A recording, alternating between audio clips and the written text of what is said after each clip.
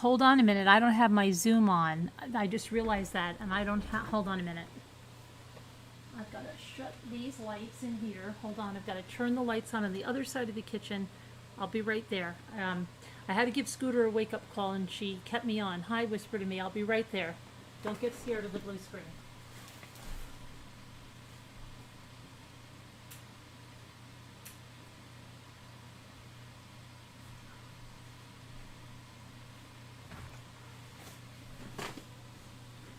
Hello there. Okay, so I had to give Scooter a wake-up call.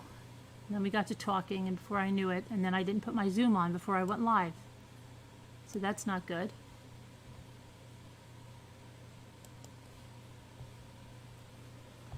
Okay, now I have to fix my lighting because I think that's because my other light is not on. Hold on a minute. I mean, I actually have to turn my lights down here. Hold on. Here. Where's my... It's over here so I can adjust this thing and see it. Uh-oh, where did I go? Where did I go? No, I don't know where I am. Here I am. Hang on. Take that. Let's turn that light down. Gotta fix the camera here. Now that's too, I'm too red, too white. Can't see anything. I think my kitchen is too dark. I don't know. Let me see what that looks like. No, that's not right either. Hold on.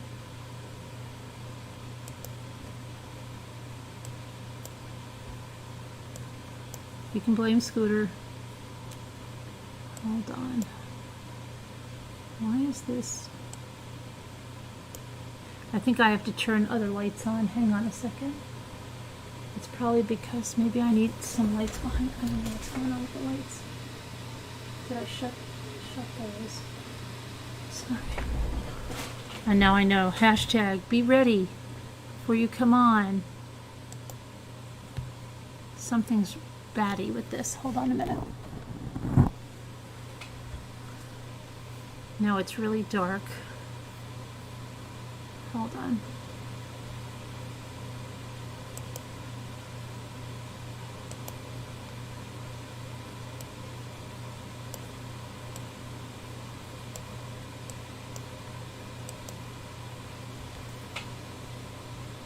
It's too dark.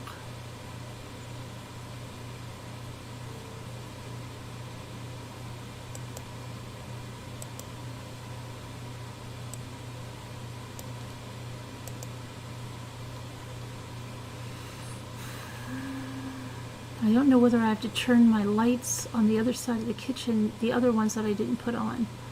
I think I do. Hang on, because I don't have to light. It's all...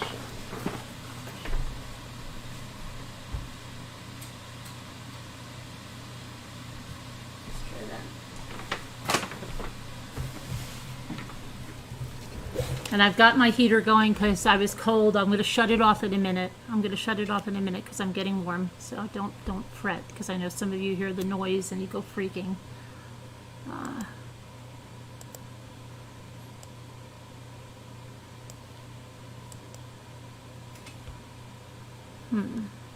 Still, there's something so wrong. I don't know whether it's my position or what.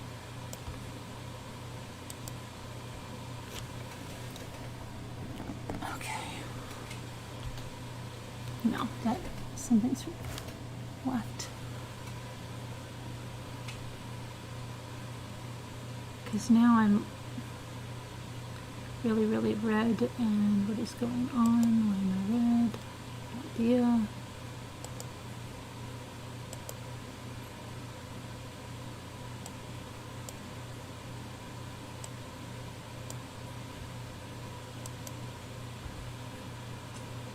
Well, that's as best I can do. I don't know. I don't know what the freak is wrong with the colors.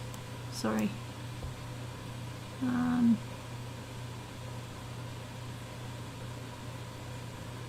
hold on. We're gonna have to.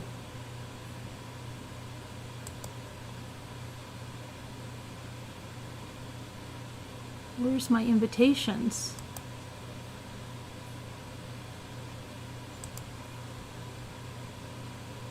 Where's the invitations? Yes, I went to the Dollar Tree again today and I got some new stuff. But I'm not going to do a haul until tomorrow. Shoot. Copy invitation. Copy invitation. You can't wait, Gas Lady, for what? Cold weather? I can wait. No thanks. I'll take your warm weather. Hold on, I've got to just, I'm blaming Scooter for the discombobulation, okay? Hi Davita, hi Sue, hi Happy, Delphine, Baxter, Cass Lady, Knitting Artisan, Mandy Hall, Gigi, who else do we have? Veronica, Mary Beth, Miss Mary, Whisper to Me, Glam Dolly. Thanks, I was worried. No, I'm here. It doesn't happen more often with so many online. Let's see. We have 2. Nightbot. Okay. GG, Extra Good Citizen. Okay, so there is a, I know some people, Jeanette just emailed me the documents that I had in my video. So Jeanette, I think you must have missed the video, but there is a video on about Shanann's, the life insurance payout of $300,075 for each child, and the Watts trying to get a claim a stake in that, which I think is just absurd. A settlement was reached. Of course, we're not privy to the settlement. I really hope the settlement is that whatever share they're claiming would go to pay off the $6 million that their murderer son owes them. Okay, that's what I would say, because he's not supposed to profit off of a felonious act of murder, and he would definitely be profiting if they were to receive that money, and we know that. They would be using that to visit him, they'd be using that to buy him things, and it's just disgusting. This is what it is, it's disgusting. Okay. And I didn't even go to look at the comments because I'm sure there's always a few from that side that come in there. The Watts think they are owed anything. Yeah, I know. You saw it, Carol. Yeah. That's horrendous. And now this book that he's writing, see, but you know what he can do? See, they can just launder their money. He could write the book and come out and say he's doing it for free, but meanwhile have a pact with this Dylan. You saw it, Deborah? Have a pact with this Dylan guy and say, you say you're taking all the profits, then under the table you go give my parents half of it. There's always going to be a way. I'm in New York, yes. It's snowing in the mountains. I don't.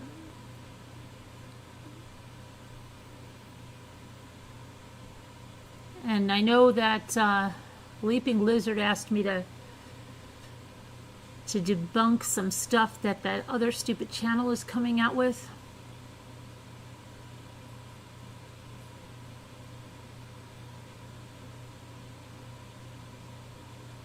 It's nuts. See, I just worry that the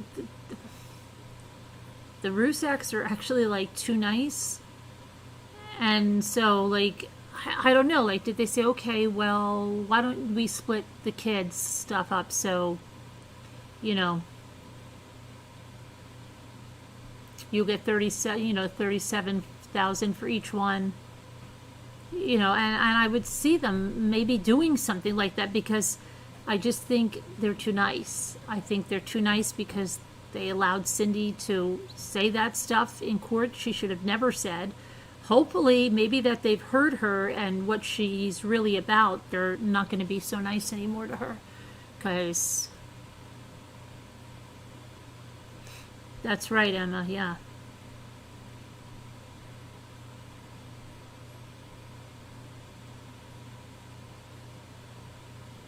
So I don't know. It's pretty sickening. Pretty sickening. Now okay, I totally forgot what I'm doing. I'm supposed to be, hold on, I have to go to put our tags in because nobody's going to find us. Okay. And I have to, so just hang on for 2 secs here.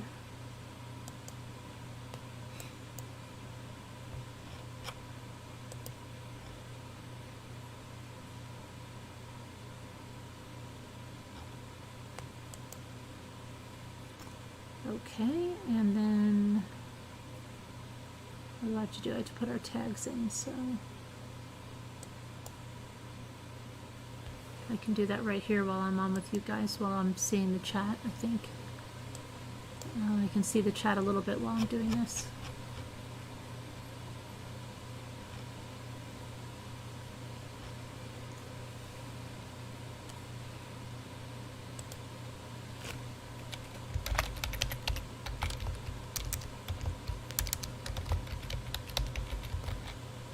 Do you think the Watts paid for the funeral? I doubt that very highly.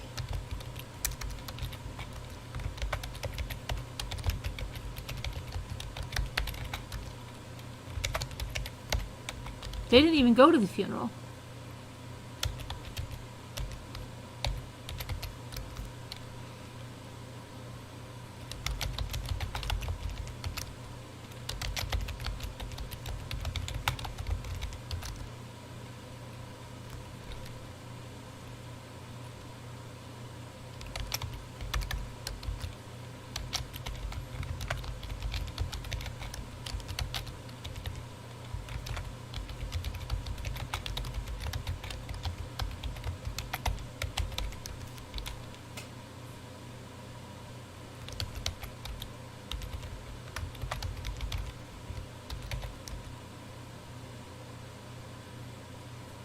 Alright, so what am I doing here?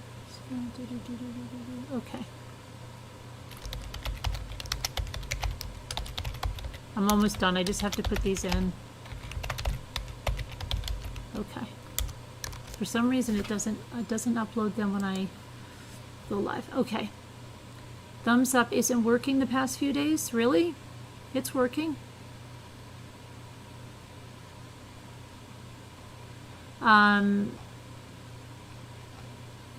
I know people have said they become unsubscribed that have been subscribed. They're suddenly unsubscribed to the channel. So check your subscriptions of your channels because it's weird. Hi, Cupcake. Emma. Let's see, who else? Dubas. Did it come out if Watts got some of the life insurance? I have a video about it, Kathy. It's there was a settlement reached. They did claim it. It's the video right before this. Did you watch it? Because it goes through the legal document and everything. Oh, I forgot to put the link to that in the description. Maybe that's what. Maybe is that what you were doing, Jeanette? Giving me the link? I have the link. I just forgot to put it in there. But is that what you were doing? Because I didn't know what was going on. I thought you didn't see the video. Well, thanks for reminding me about that, Jeanette. I thought I didn't know what that was, but I will pop that in there. Let me just pop that in there. Oh, Judy, is Judy here? Judy, I got your present, but I didn't open it yet, and I want to open it on a video, so I'm going to do that tomorrow, okay?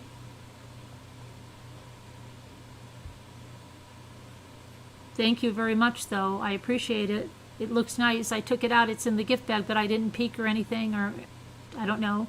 I'm going to open it on a video. Okay?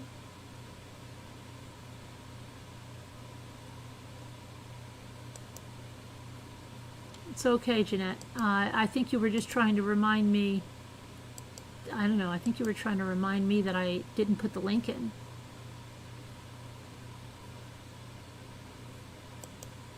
And that's totally fine.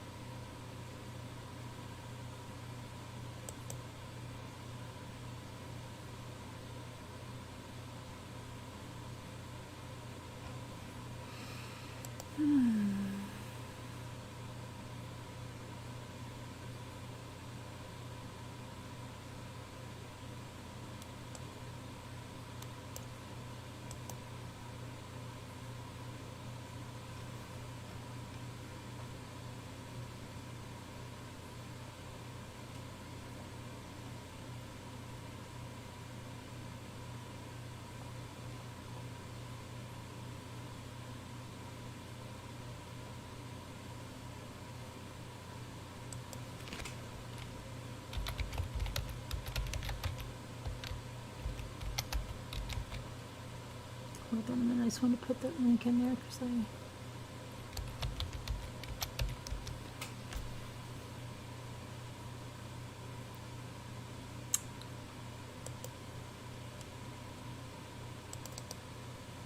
I'll put it in the chat too if you guys want to go take a look at it while you're here. While I'm doing that, if anybody was looking for it. Hi, Ashley Warren. What is Ashley Warren saying? I was wondering when the live would start. I was in the middle of the last video there. Gross people. Yeah, well, we haven't officially started yet. Hi, Nancy. I know I didn't say hi, Natural Wonder. Judy, did you see what I said? Okay. Thank you very much. I'm looking forward to opening it tomorrow, but I want to do it on a video so that everybody can see and be, surprised along with me. They are now saying he's in. Yeah, that's Chris. He's not in GP. He would be dead. He would be dead. Okay. Hi, Sarah. Augie. Hey, where's Ari? Has anybody seen Ari? Luke said the only one that comments on my videos is Ari. And I'm like, come to think of it, I haven't seen Ari in chat. Lexi, Zapazawi, Deborah Vancouverton. Oh, I had like a crazy day today. I had literally 2.5 hours of sleep. Got right on the phone call with someone at the school for about a half an hour. By that time, I couldn't go back to sleep, so I got up. Then I tried to do some work around here. We went to the eye doctor. I went to the Dollar Tree. I went to Aldi while they were in the eye doctor. I had Ethan. He had Luke, and then Ethan and I went to Dollar Tree, Aldi. They met us in Aldi. We were so exhausted and so I don't know, we got something to eat, takeout, and we said, do you want to go to Walmart? And I'm like, no, I don't want to go to Walmart. I don't want to go. Let's go home. And we just went home. And then I had to spend time trying to catch up because it's the end of the marking period tomorrow with all this crap work and all these crazy teachers that have their stuff all in different places. And so it's been aggravating, totally aggravating. And they're supposed to start back to school on Monday, so wish us luck on that one, because I just heard that they're closing schools in Long Island because of the ickies. So be just our luck, they start back and they're like, hey, guess what? Okay.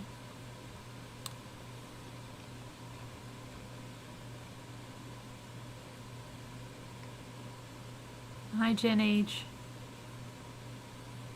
And I want to do the tiny cooking. You know what I looked at last night? The tiny cooking. Is anybody versed on the tiny cooking? Because I'm trying to order they have little teeny tiny canister sets and stuff. I watched this one. Oh my gosh! I don't know how they make the fake eggs. I think that's marzipan or something. I don't know what that is, but I don't want to make eggs. I want to bake things, and I have some stuff, but I'm on this miniature site and I have to pull the trigger on the order, and now I've waited so long, and I didn't check on my other Dollar Tree. Nightbot, I don't think she had her surgery today. I think they had to reschedule it. Again. Oh, let's look at the top chatters before we do anything, all right? I'm so discombobulated, and I'm really excited to get into this Peterson trial because it's getting good now, really good. And I missed all this. What if we all end up thinking he's innocent now? Can you imagine that? No, it's not going to happen. Okay. But we got to keep an open mind. All right, let me see.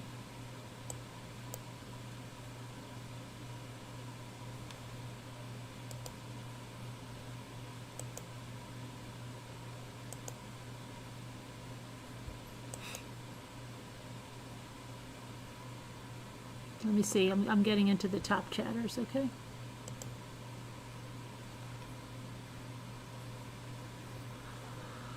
Oh boy, let me see here.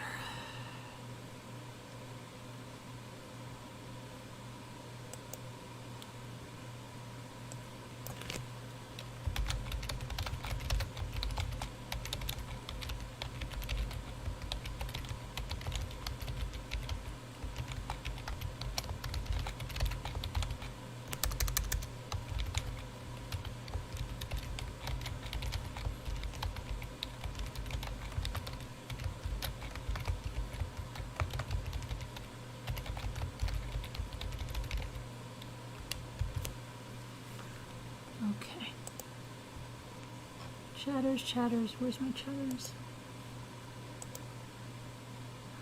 Okay, the top chatter is still Deborah Vancouverden, but Daniel C is moving in at number 2. Alma's moving in on Danielle C at number 3, and Kevin Leonard is bringing up number 4. High 61 is moved to number 5. Augie A 6. Mandy Hall 7. Hey, how do we have 2? This is weird. Okay, what's going on, peoples? We have Augie A at 547, and we have Augie at 484. What's up with that, guys? 6 and 8. We have Mystic Firefly at 9. Tracy W at 10. We have Sean Sneed at 11. Gigi at 12. Communique 13. Sarah Nash is 14. Delphine Riley 15. 16 for Jeanette. 17 for Whisper to Me. 18 for Leisha. 19 for Muka. 77. 20 for Jen H. Then we have 21 Beyond the Veil, Colorado. 22 Potter 64. 23 Kathy from Texas. 24 Nana T, and you're hanging on to 25th place, Linda Uribe. Okay? Remind me to check it at the end. We forgot to check it at the end to see if anybody's stats have changed. Remember your stats. All right, now I'm going to put, now I have to go copy the invitation again. And we have to get on this. Because I don't know how I feel good now, you know, but sometimes when I read, it puts me to sleep, and then we'll be in big trouble.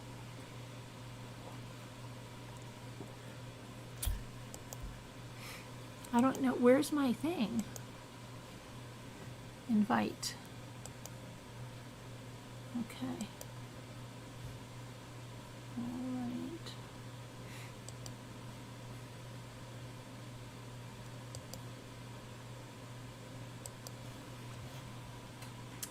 Okay.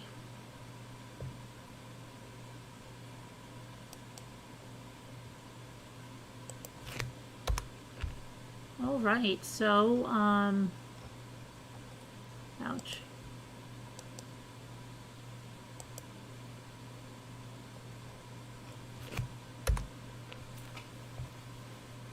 Let me get the script up.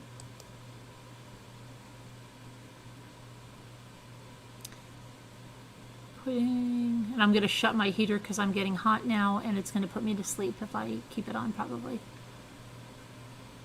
Oh, Augie, you dropped an A.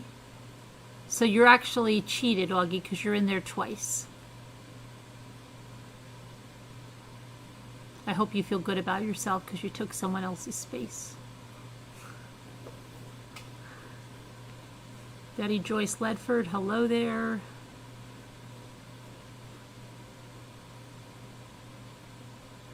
You're a bit scared about your mom? I hope everything's going well. Praying for you, Zappa.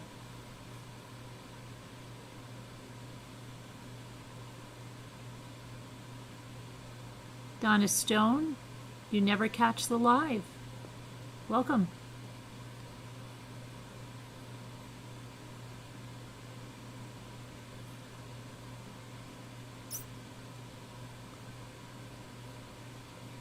I know you, Linda Uribe.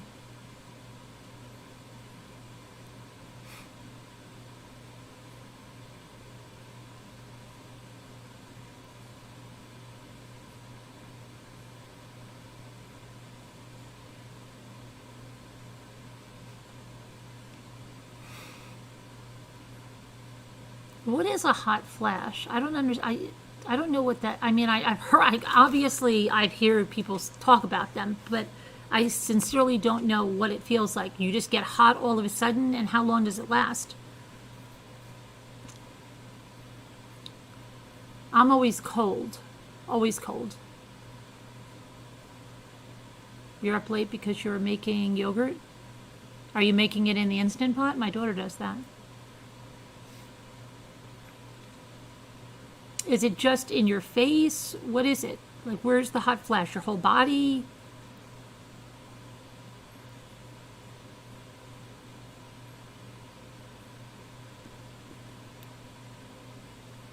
It's like hot, hot from the inside out. How long does it last? Just Julie says it's like the devil blows on you for about 3 minutes. Really? Oh gosh. I mean, how hot do you feel? Do you feel like you're in like 90-degree Florida heat? You get hot and you start sweating? Your whole body. You can be cold and have a hot flush. Your hot flush started in your fingers and explode. Oh, that doesn't sound pleasant, Rubbity Bob. It comes with no warning and you feel like you're being cooked from the inside out. So you would know if you had one, right? I mean, because that doesn't sound like anything I've ever had. Like rip your clothes off hot? Oh gosh. It comes from your feet. Oh, wow, okay. You get hot for a short time and then it goes away quickly. You sweat, you just break, Davita, so you're just standing there in your kitchen, you get hot and you break out into sweat, your clothes are sweaty, is that what you're trying to tell me? You're like, oh my gosh, it's so hot in here, I'm dying, like that?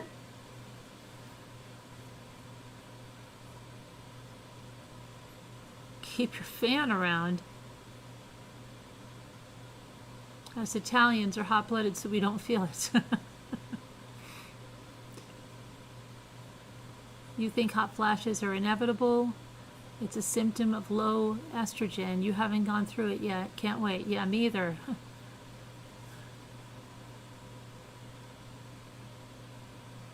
Do they last for the rest of your life? You get hot and you feel like you need to take your shirt off. Oh boy. And it wakes you up in the middle of the night. Oh dear. Like a fever. Treasure Cassidy. The hormonal swings, but with sweat. Huh.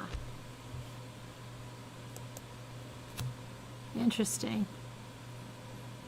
You're 76 and you're still getting them? Oh boy. You love your Instant Pot, but it's nowhere big enough? Gotcha. Calms down, Lexi says. Like you want to run up to an air condition quickly. Does it happen in the winter too? Like when you live in a cold place, it doesn't matter?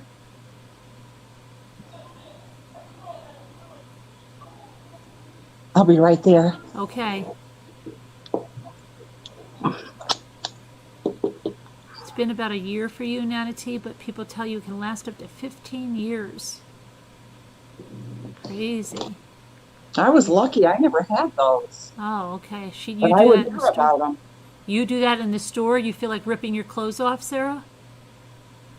Well, stores are naturally hot, right? Especially in the winter. And if you have your jacket on, you're like sweating. But that's always been the case. But I guess it's probably really worse. You didn't get them, Dandy. You were lucky. Yours happens when you get anxious, Diane says.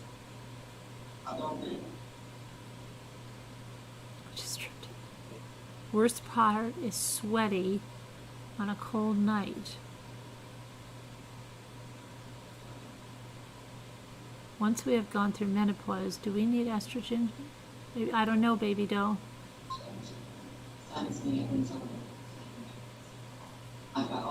Naked in the snow wouldn't help?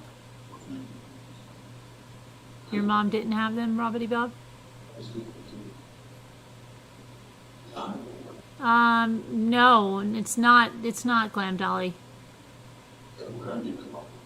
Everybody's different.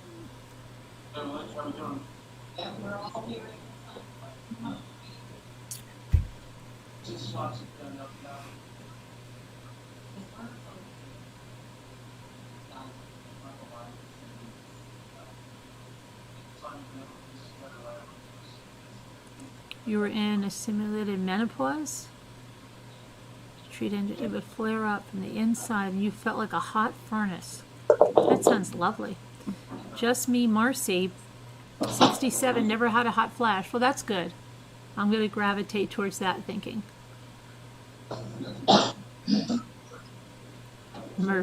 Nothing worse than a hot woman having mood swings. That's Scooter's. Her Dave.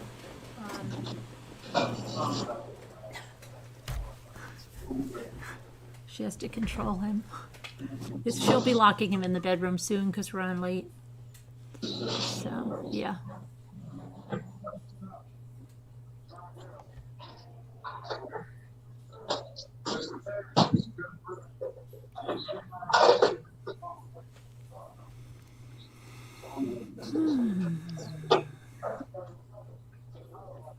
The worst ones for you are the ones that you wake up in the middle of the night. Oh boy, that sounds great. The Yorkshire Ripper is dead. In prison? He's in prison, right?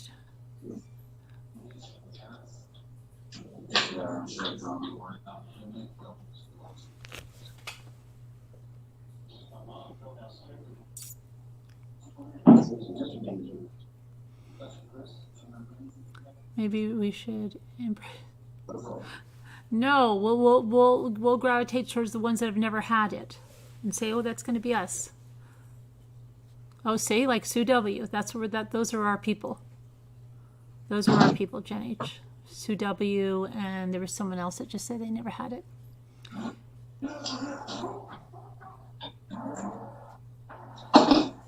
Thanks, Deborah. See, Deborah's being very helpful. You just woke up 10 minutes ago. Did the lights go out on YouTube again today? No, not that I know of. I saw something on the news. They said it went out for 2 hours, but people didn't say 2 hours, right? They were saying it's a glitch. It was a glitch. Yeah, but they said they didn't say why. Were you out for 2 hours? As far as I know, it was an hour here, but I don't know. Could have been. Tracy W. never had one, so we're going to go towards that. What age did you start getting them? I think it has to do with menopause, not really with age, Delphine, because some people, I think it's about all the estrogen. So apparently in Japan, hot flashes are rare. Probably because people don't complain.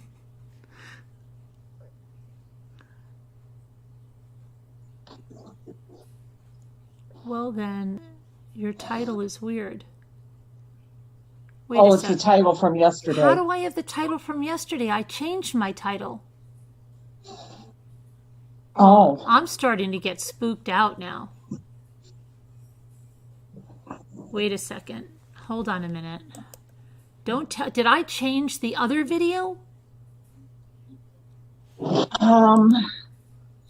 No. Let's see. What is going on? Yeah, you still have the lights went out on YouTube. 2 of them? Let's see.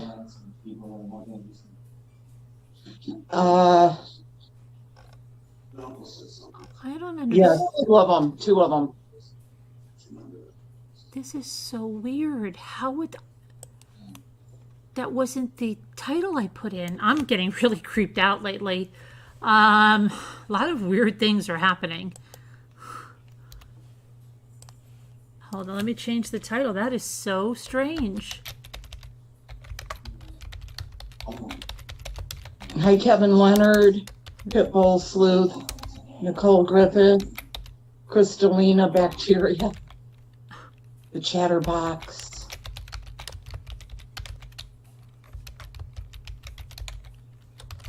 Denise Renee.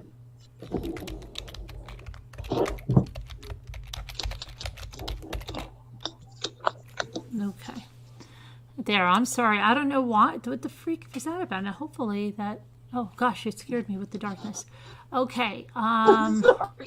Okay, no, because I left. I didn't see the thing, and then it was like, I thought there was somebody, like, over my shoulder. It was dark. Okay. I can't figure out how that happened. I'm a little freaked about that, but okay.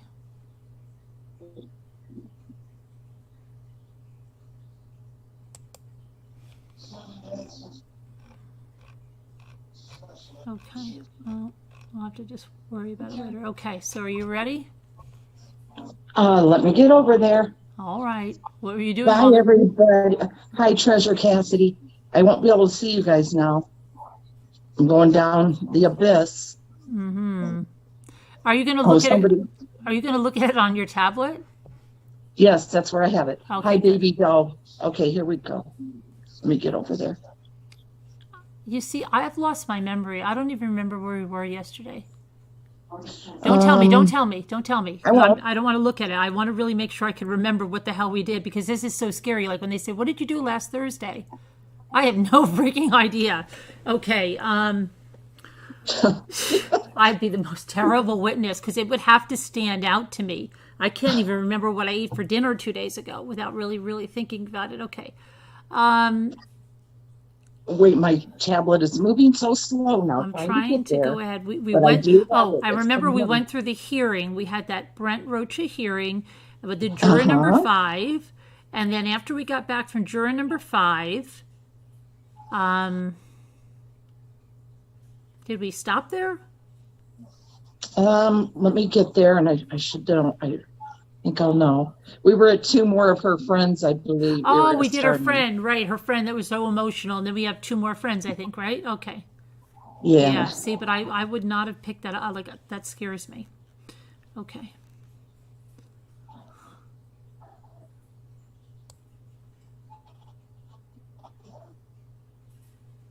right, let me see something here. Okay. Okay, let me get over there.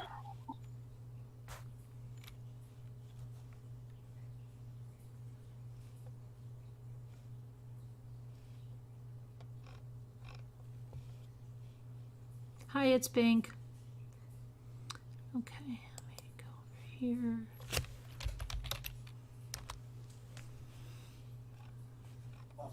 It is going to, a lot of this is going to be interesting now, Yeah, I know. I think. A lot of it I didn't Like you even were hear. saying. Yeah, there's a lot I didn't hear. Okay, so Now, when they do this retrial for sentencing, will that be televised? I don't think so. I don't think they're going to No? tell. I don't think so. We'll see. So California doesn't do that? Yeah, who do the people in California know what's going on with that? Okay, so let's see.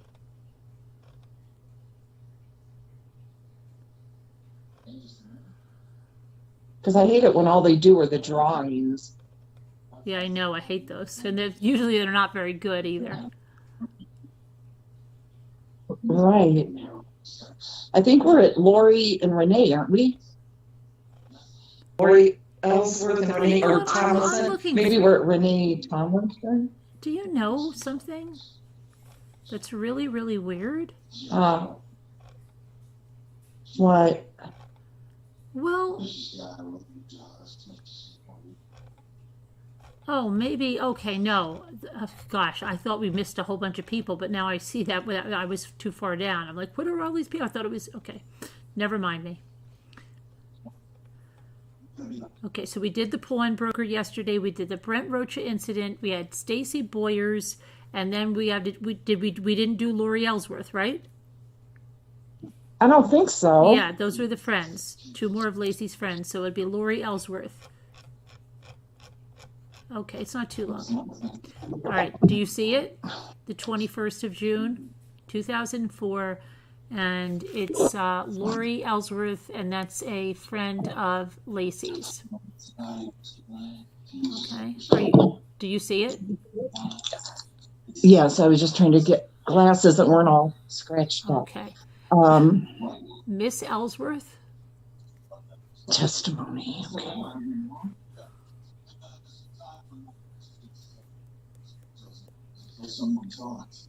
I think we did this one. Yeah, we're there. Miss Ellsworth, you live in Modesto? Yes. Oh, we did her, you think? I don't Wait a know. minute. No, I guess not. Wait. No, No, no. no, we didn't. Okay.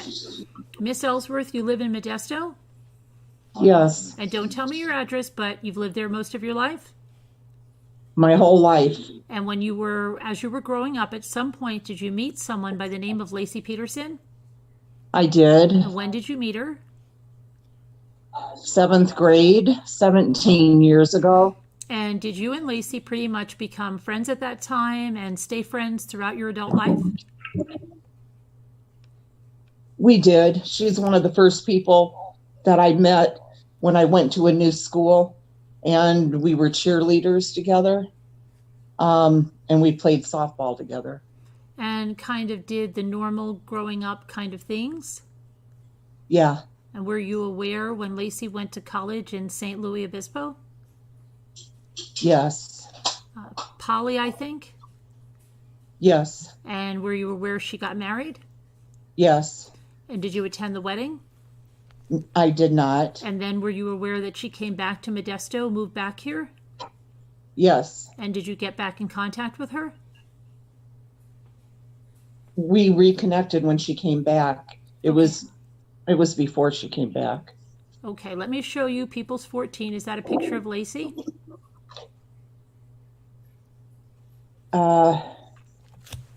Yes, it is. Were you aware that when Lacey became pregnant? Yes, Is that something she talked about? absolutely. And were you aware of, how the pregnancy was progressing? Yes. And you could see her getting bigger, of course? Yes. All right. And sometime in November, you were at a party, I think, at Chili's, where Lacey mentioned something about her walking or her physical condition? Yes. What did she say about that? She had mentioned that she was going to quit walking because she was starting to feel sick when she was walking, and her doctor and mom both suggested that she quit. And did you ever personally go walking with her, No, I did not. even when she was pregnant?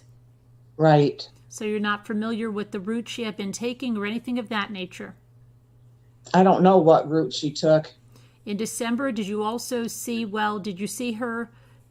Lacey at a party, I think on the 20th? No, on the 14th. On the December 14th?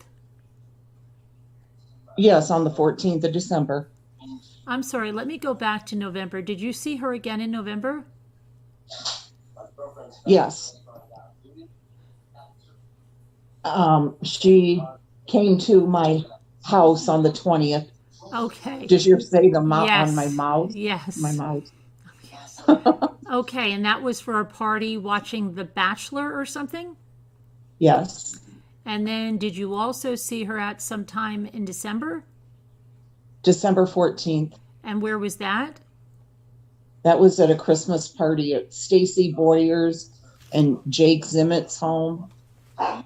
Okay, and do you recognize that People's 14 in front of you? That's where that was, yes. And that's where the picture was taken? Yes. Did Lacey talk to you at all during that party about how she was feeling? She did. What did she say? I asked her how she was doing and how she was feeling, and she said she was really excited waiting for the baby, but she was getting tired. She was very tired. Did you see what she did during the party? Basically, she stayed inside and she was just talking with people. She sat down for a little while, just was socializing. Okay, when was the last time that you spoke to Lacey? It was that night. Okay, and at some point did you get information that Lacey was missing? Yeah, And when was that? on the 24th Okay, of December. of December. And can you tell the jury about that? First, Stacy had called me because Scott had called her, and she asked if I had seen Lacey or talked to her, and I said no. And then about 20 minutes later, Scott called and said, Lacey is missing. Have you seen her? I said, no. What do you mean she's missing? And he said, I can't find her. And I said, what do you want me to do? Do you want us to come over? He said, yes, come over. So we left immediately. Okay, and when you got to the house, were there a number of people already there? Yes, there were a lot of people there. And what did you do that night?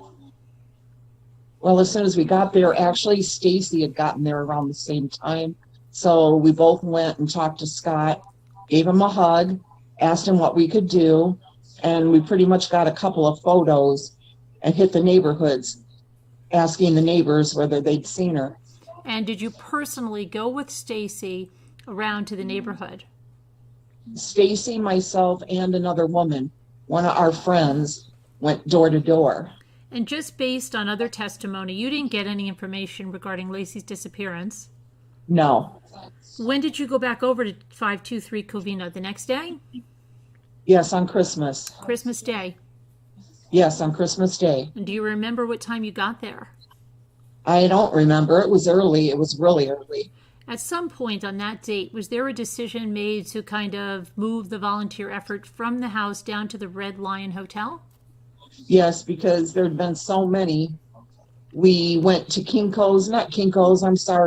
Ditto's the night before and made just a lot of flyers. All right, let me just stop you. Ditto's is like a Kinko's? It's a copy, like Kinko's, a copy place. Go ahead. They let us in there at midnight. We just made a ton of flyers, so that we could start putting them up the next day. And as we put them up, a lot of people were finding out about Lacey being missing. They started showing up at the house to also help in looking for her. So that's when we decided that we needed to move from the house instead of having a lot of people showing up there. And when did you go to the volunteer center down at the Red Lion? Did you go down there? Yes. When did you go down there? As soon as it opened, as soon as we got it opened. And how often were you present there? Daily. Do you remember when you stopped going there? When it closed. When you were at the volunteer center, would you have any contact with Scott Peterson? Very little. At the volunteer center? Yes. Would you see him there? Yes. And you recognize Mr. Peterson, who sits today in court? Yes. Okay, what time would you typically arrive at the volunteer center? Early, 8:30, 9. Some days, different times. Do you know what time the media was? Or when I say media, I mean camera crews, reporters, or whatever were allowed into the volunteer center? Not before 9 or 9. Yeah, not before 9 or 9:30.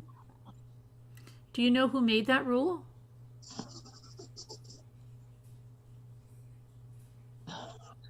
No, I don't. Scott did. Okay. And did he tell you why he made that rule? I don't know why. Did you ever ask him? No, I didn't ask him. Did you ever see Scott Peterson, or did he tell you that he didn't want pictures of himself given to the media or used in this effort? Yeah. What did he say about that? He didn't want wedding pictures or pictures with him and Lacey up on the wall or given to the media. And did you ask him why that was? No. Now, in the times that you knew Lacey, did you also have some occasion to see their dog, Mackenzie? Yes. How would you characterize the dog's, barking? Can you do that for me? When people... You want her to demonstrate it? I don't want her to demonstrate it. Pardon me? Just, if you could just tell me, would he get excited if people came over? Yes. Would he bark at people? He would. Would he bark continually, or would he stop for a while? He would stop after a while. Go ahead. That's all I wanted, Your Honor. All right. I think it might be, that's all, Your Honor. Good morning, Miss Ellsworth. Good morning. Briefly on Mackenzie. You're familiar with the dog Mackenzie then? I am. Did you ever walk Mackenzie? Did I walk him? No. Sorry? No. Why is Harris back in here now? They've got this all wrong, right? Wait, I'm so confused. Yeah, they've got it all wrong. Look what they have here. Cross-examination by Pat Harris. Oh, right. Okay, this is the guy. Oh, I understand. Okay, it screws me up because they both have the hair. All right, so we just do him the same way we do Garagos, so that everybody knows it's the defense. Okay, sorry about that, people. Let's see, where were you? Did you walk him? Right. Sorry. No, you said, and you were aware that Scott Peterson travels a lot. Yes. That was one of the something that Lacey kind of complained about, that he was on the road a lot. She didn't complain. But you were aware that he traveled. I was aware that he traveled a lot. And were you aware that he actually walked the dog when he was gone? Lacey did. He was gone quite a bit during December, wasn't he? In December, apparently he was. Do you recall a story that Lacey liked to tell about their first date? Objection, Your Honor. That is hearsay. Relevance. There is relevance if I could be allowed to pursue it. Let's hear. More directly, do you remember Lacey telling you on their first date that Scott Peterson took her fishing? Objection, Your Honor. Took her picture? Took her fishing. Needed miracle here, maybe. Okay. Fishing. Overruled. You can answer. We didn't talk about her first date. You never discussed her first date with her? No. Did you ever discuss her honeymoon with her? Honeymoon? No. At various times you had interviews with the Modesto Police Department. Is that true? Yes. You interviewed with them shortly after Lacey disappeared. Yes. And then you interviewed with them, I believe, later in January, around January 30th. Does the 30th sound right? Sure. I don't know the exact date. Do you recall an interview session where they actually, Detective Beulah brought in Stacy Boyers and Kim McNeely, yourself, and Renee Tomlinson all into a room at one time?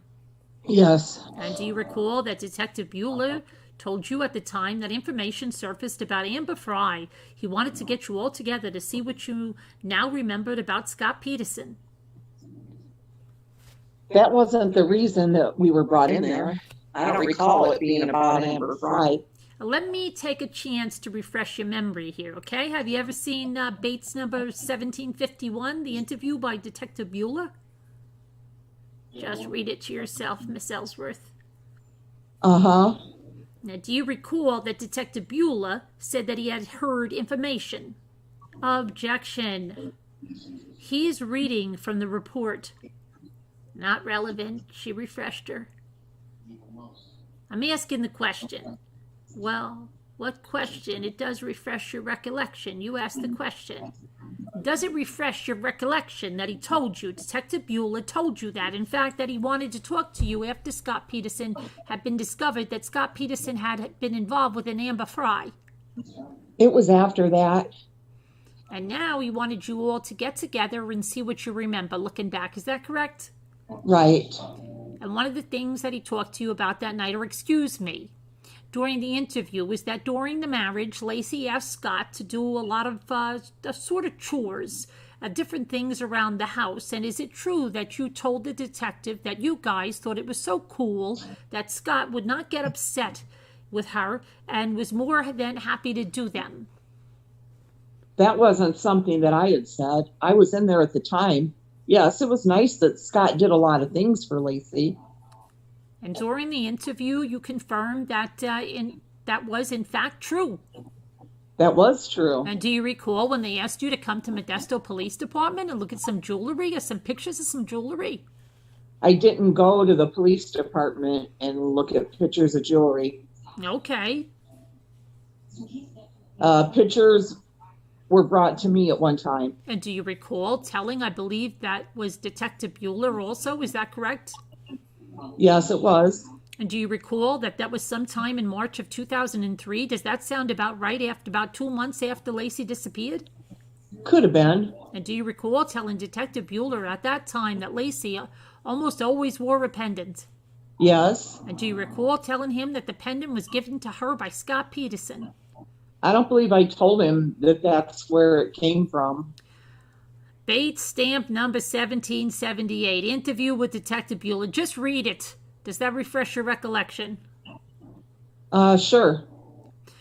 Does that, you now recall that you told Detective Bueller that in fact it was a pendant necklace that was given to her by Scott Peterson?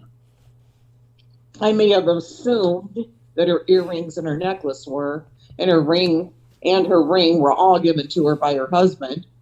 You had seen that she had worn this previously, correct? Yes. And you had seen her wear it for quite some time that you had known her. Yes. Before she disappeared. Yes. And you were aware that she didn't get the inherited jewelry until a month before she disappeared. Yes. The night of the 24th. I understand your testimony is that Stacy Boyers called you first before Scott did. Yes. And did Stacy sound upset? She sounded confused. Confused being? She didn't know. Nobody knew what was happening. We didn't know. She did not. And did she call you back before Scott called you? Did she call you back a second time? She did call me back a second time. I believe it was before Scott called. Okay, and at that point, what did she tell you? She still didn't know. She was on her way to dinner. And then Scott Peterson called you. Yes, then Scott called. And when Scott called you, was he upset? He had a different tone in his voice, yes. He was panicked, wasn't he? Panic? Maybe. In fact, he asked you, and you testified, okay, that he asked you. You asked him if you needed to come over, and he said, please. He said yes. Get over there as soon as you could. Yes. And then, as you went through the evening, you said there was a large crowd gathered at the house. Right. And during that time period, while the crowd was there at the house, do you recall Scott going inside to bring out some pictures for posters so that you could go and copy them at the, what was it? It was not Kinko's. Dittos. Ditto, sorry. He went inside, or he had somebody, one of the police officers, get them for him. But he came out with some pictures. He came out with some pictures. Yes. And then you took those pictures and you went to Ditto's and you made, No, we took those pictures and went around the neighborhood looking for Lacey, looking to see if anybody had seen her. Then later we went to Ditto's. That's when you made the flyers up? Yes. And you brought the flyers back when? In the morning. Do you remember what time in the morning? Early, as soon as the sun came up. I don't know what time it was. I'd been up all night. And you gave those to Scott? I don't know where they exactly went in the house. So we distributed from the house. Christmas morning? No, excuse me. Just so I am clear, you came to the house. That would be Christmas morning? Christmas morning. You brought the posters to the house? The posters were at the house, yes. And you left them there. And did you stay at the house that morning? Ma'am, are you scared? You keep looking over your shoulder.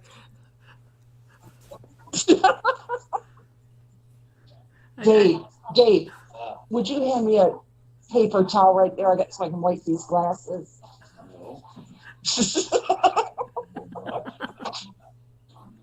Thank you. Okay. All three of these glasses are all so smudged. Take your time, Miss Ellsworth. Okay.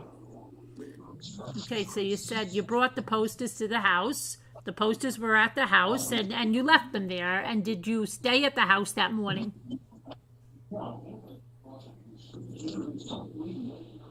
On the 25th? No, yes, actually. Huh? You're at yes, actually. Yes, actually, we went to the police department that morning On the 25th. on the 25th. And do you remember about what time that you went to the police department? I'm not sure what time their press conference was.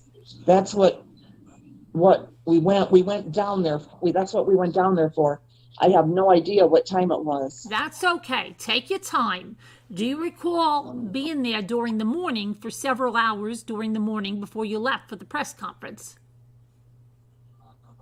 Several hours? No, probably an hour and a half or so.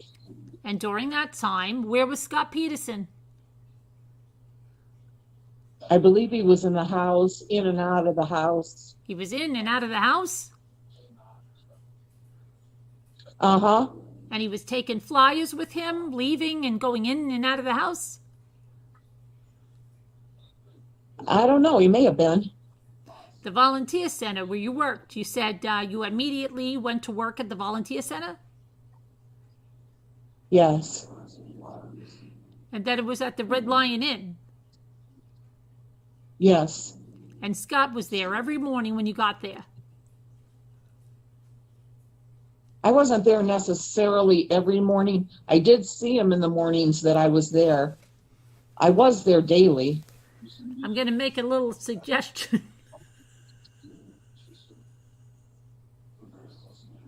What? You seem to have some...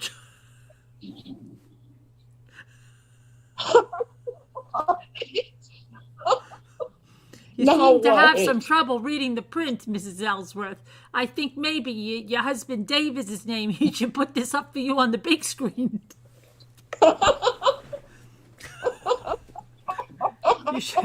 You should cast it over there. But okay, let's try to get through this. That you might need some new reading glasses, or maybe put a light on, for crying out loud. You're sitting in the dark.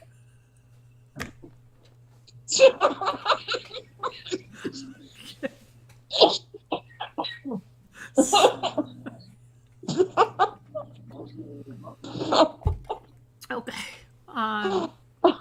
You may have taken the flowers. Okay.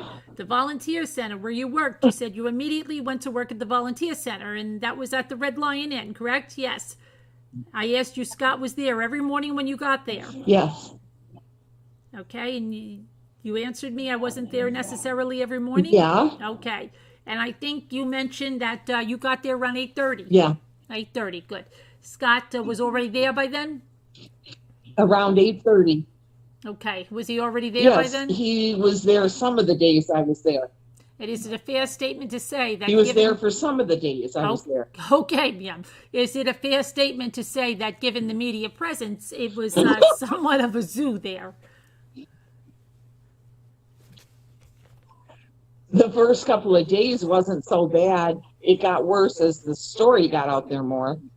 Okay, kind of almost like walking through a phalanx of cameras, newspaper reporters, screaming questions, that kind of thing to get in there? It's not as bad as it is out there now. I'm sure that's true, but it was, nevertheless, there was a lot of media types there yelling and screaming. They weren't there as early in the morning. They were there more towards the mid-morning. They would, he would get there later? They would get there later? Yeah. As a general rule, did they particularly follow around Scott? They followed around anybody that would talk to them. But particularly, though, they followed Scott, right? When Scott left. Sure, they wanted to talk to him. So they would go after him. Sure. And it's a fair statement to say that it was very difficult for Scott to do much of anything as far as getting anywhere, getting even to his truck. It was difficult with the media following him. Objection. Calls for speculation. Well, if she saw it, I'll sustain the objection. It would certainly be difficult for Scott to work with the media present, wouldn't it now? Objection. That calls for speculation. Sustained. You saw the media. You said they came in at 9:30, right? And Scott would leave about the same time that the media came in. Is that your testimony? The media wasn't allowed there until 9:30. Okay, and at that point, Scott would leave. That point or before. And when the media would come into the room, they would start interviewing people. If people would talk to them, they would interview. And they would, in general, just kind of cause a commotion within the room. A lot of work got done in there still. Well, when you say a lot of work got done in there were a lot of meetings? There were a lot of, there was checking emails. There was sending people out on their way to put up posters. There was a lot going on there. There were a lot of people trying to get together to work on websites? Yes. In general, as you said, trying to organize, putting things together, people to go out and flyers. Uh-huh. Coordinating emails. Right. Lots of different things going on in there. Yes. And there were people handing out all those things, correct? Yes. You had volunteers in there working full-time to help find Lacey. Right. They were doing the best they can to make sure everything was organized to find Lacey. Right. Scott Peterson would come in the morning, open up everything, get up started, and then he would leave at some point, right? Yes, he would. 9:30, okay? Is that correct? Right. And then he would come back after lunch, after the media and everything had gone, everyone had gone and shut down. I don't know. You weren't there for that. I wasn't there for that. I didn't see him come in and close anything down. There were nights I was there at close down and he was not. 1 second, Your Honor. At some point during the end of January, you were invited to a press conference that Amber Fry gave at the Modesto Police Department.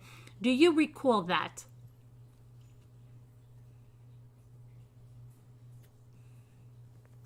Yes, I was there. And you, along with 2 or 3 other of your Lacey's friends, asked to meet Amber? We did. And you met with Amber and you invited her over to spend the night at your house. She did. She came over and spent the night at your house? That very She night? did. Okay. And did she spend She subsequent... did. Okay. Did she spend subsequent nights there? What the freak happened to the witness? Oh my goodness.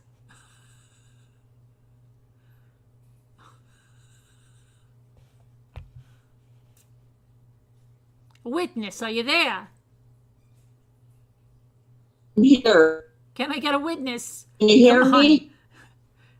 Yeah, I can hear you. I can't see you, but I Can couldn't you see hear- you very... I can hear you, ma'am. Can you hear me? I can hear you. Okay, it's been like pulling My teeth. It's like strength- Amber and Scott's phone calls for crying out loud here. Okay, It is. Yes. all right. Yes. Okay, I we don't want can't to see you. recreate. I hear Don't you. worry about seeing me. You just got to hear me, okay? Okay. All right. So now let's finish this up. Okay. We got a couple more questions here, okay? I'm thinking right now it's weird. You had her over, All right. okay? So, okay. let's start again. She came over and spent the night. Oh my gosh. I can't believe this idea. Oh my gosh. There she is again. Miss Ellsworth, are you having a problem? Yes. I keep losing the connection. Miss Ellsworth. It'll come back. Miss Ellsworth, could you get in your car and go to McDonald's?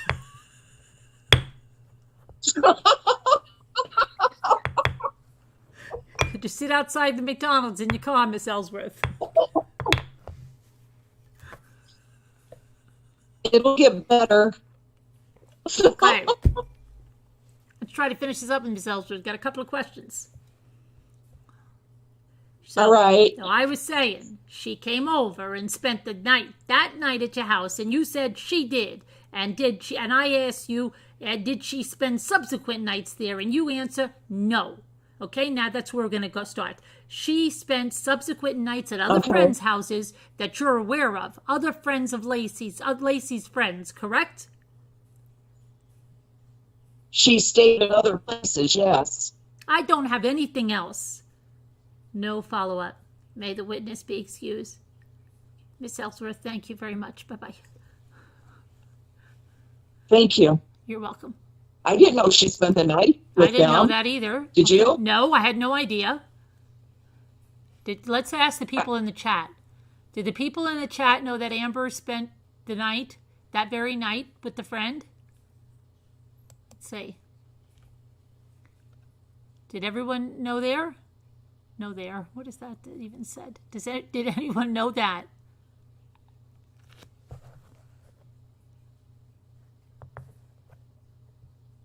I remember I read one of the books from one of them years ago.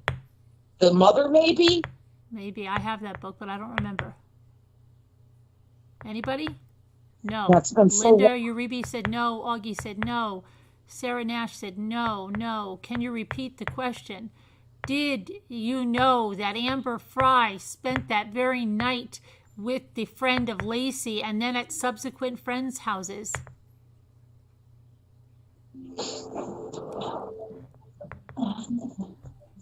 Jordan Rivers, you're brand new to chat, huh? No, right, no, they didn't know. See, we're learning things. We're learning things, people. What did we learn on the show tonight, Mommy? Okay, and see? What? See, now that makes me really different. Yeah, see? That makes me like Amber Fry. Right. You guys were right. I was wrong. What?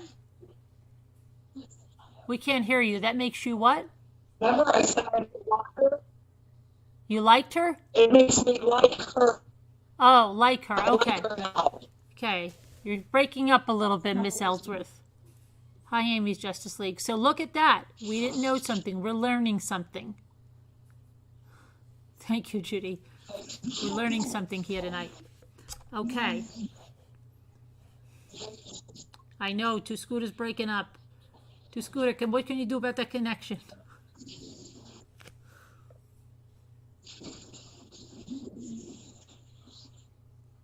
Can you do something about that connection, Two Scooter?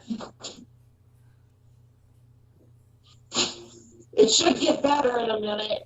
Can you get in your car and go to McDonald's?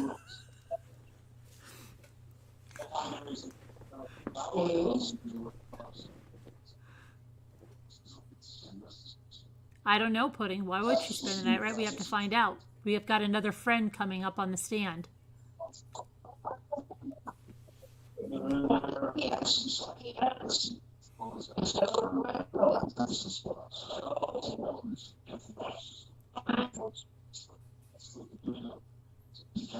Maybe if you came in and out of the room, it might work better, Scooter. Right, Augie. We're going to find out. I didn't know about it, but we'll find out. Don't worry, it'll come together. We're going to listen to another friend in a minute. Hi, Julie Grayson. Yeah. Try coming in and out of the room, Scooter, before we have to send you McDonald's.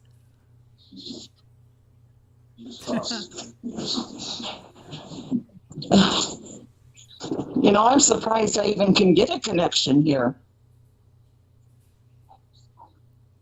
Can you hear me now at all or no? We can hear you, but it's kind of messed up. And you're like in the witness protection program, hiding in the shadows. Yeah, I have no bars or anything. I'm surprised it's even doing anything. It might get better. High 61, is that from a video? My kids say that. I'll have a number 10 and number... Okay. Tevi, welcome. Thank you for becoming a detective rambler. Yay! We have a new detective on the Ramblers. Oh, who is it? Tevi. Tevi? Heavy. Heavy. Tevi. Debbie? Tevi. T-E-V-I. That's what I said. Tevi. Tevi. Okay, it sounded like you said heavy. And then I said heavy. Debbie. And then you said Debbie. Hi, and then I Sleeping said Beauty. Debbie. I haven't seen you in a long time. I'm not harassing her, Kevin. You need to get her a better connection here. Thank you, Kevin. I'll be back at my other house tomorrow, so okay, but maybe it'll be better. We can hear you now. Let's see if this works. Please don't move, okay, ma'am? Just stay like that. Up close? Yeah, just like you are. Don't move a muscle. Okay. All right, I'll try. All right, okay. Let's go to the, we're going to bring the other witness. Let's see what we got here. We did Stacy. We're going to bring next Renee Thompson. This is going to be heck on my back, but... Sorry. Kevin, thanks for this job. Okay, ready? 1 minute. I got to get DeStasso up here. It's not my turn. We're on Renee, you said, right? Yeah, we're at Renee Thompson, witness for the people, guilt-phased, June 21st of 2004, direct examination by Rick DeStasso. Miss Thompson, you grew up in Modesto?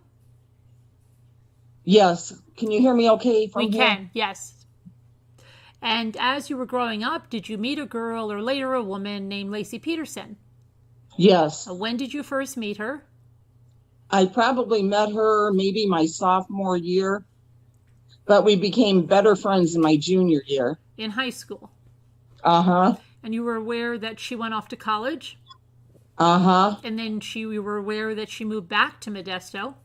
Uh-huh. And when she moved back to Modesto, did you and Lacey get back in touch with each other and stay friends? Yes. And were you aware when Lacey became pregnant? Yes. And is it something you talked about, correct? Yeah. Okay. Did you see her during the year 2002, after she became pregnant and kind of as the pregnancy progressed?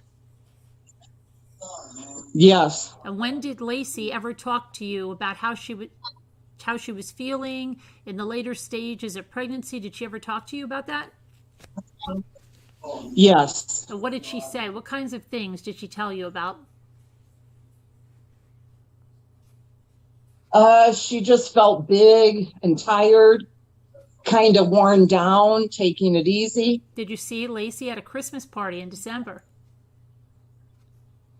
Yes, I did. Okay, and we heard with this Christmas party from some of the other witnesses on the 14th, was that the one you saw her at?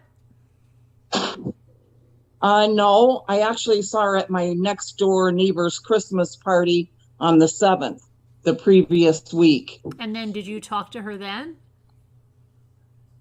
Yeah. Okay, and then did you speak to her during the month as it went on? Uh-huh. And did you also, let me ask you this way. When is the last time that you spoke to Lacey Peterson? I think it was close to December 20th, probably. All right. Do you know if it was, as you sit here today, I'm not going to pin you to it, the exact, or just sometime around that date? I'm pretty sure, I think reviewing the report, that it was the 20th, yeah. Okay, and what did you talk to Lacey about on that phone call? That phone call, I believe, was the one she had been out shopping for fabric for the baby's cradle. Okay. Did she talk to you at all during that phone call about how she was feeling? Yeah. What did she say? She was just saying she was tired and that she was just, would be that she wouldn't be working anymore. That kind of came into it. Just basically just kind of tired and just ready to have the baby and just preparing. When did you first find out that Lacey was missing? When Scott called my house, And what day was that? Christmas Eve, probably about oh wait, that's not, That's you. never mind. That's you. No, Oh, that's that you. is me. Probably about, I guess it would be about 5:30 or so in the evening on the 24th. Did you go over to the house at that time? No, I didn't. I didn't get to the house until probably 10:30 or 11 that night. On Christmas Eve? Uh-huh. You did go over sometime late in the evening? It was very late in the evening. And was anybody still present at the house? Yes. How many people, if you know? There was some neighbors, all of our friends, Sharon and family, police officers. When I arrived, Scott was inside and then came out. I was on the phone, and there was probably, I don't know, 20, 30 people, I guess. And then were you aware of the next day that there was a volunteer center kind of set up that moved over to the Red Lion? No, not the next day. It wasn't until the 26th that was. The 26th when it was moved over? Yes. All right. And did you go to the volunteer center and help out? Yeah. What was your kind of main job there? I guess I ran it. Okay. That's you. That's you're next. The 25th, I don't know if they talked about the next day. The 25th was mainly family that, and actually I was at the house pretty much by myself the day of the 25th. At the 523 Covina? Then the 26th, we met again at, I think, 8 in the morning or something like that. And that's when we started. Really had, a lot of people, neighbors and things coming over. And then later that day we moved. On the 26th, we moved to the Red Lion. And then you were, did you work at the Red Lion until the center closed later in the month? Right, correct, yes, later in January. Nothing further. Good morning. Good morning. How are you? Okay. Good. There was I think you mentioned when Mr. DeStasso was asking you questions that you talked to Lacey about your baby? About my baby? Yeah. In my last conversation with her? No, I was going back earlier. I think you had would you have a baby shower at some point? Is that correct? Right. Do you remember the date of that? June 8th, 2002. Okay. Where was that? At Lacey's home. So she gave you the shower, or you hosted the shower? Right. And she called you the next day. Is that right? Uh-huh. That would have been June 9th. Uh-huh. Okay. You have to say yes so he can take it down, okay? The court report is not so great at this, okay? Yes. Okay.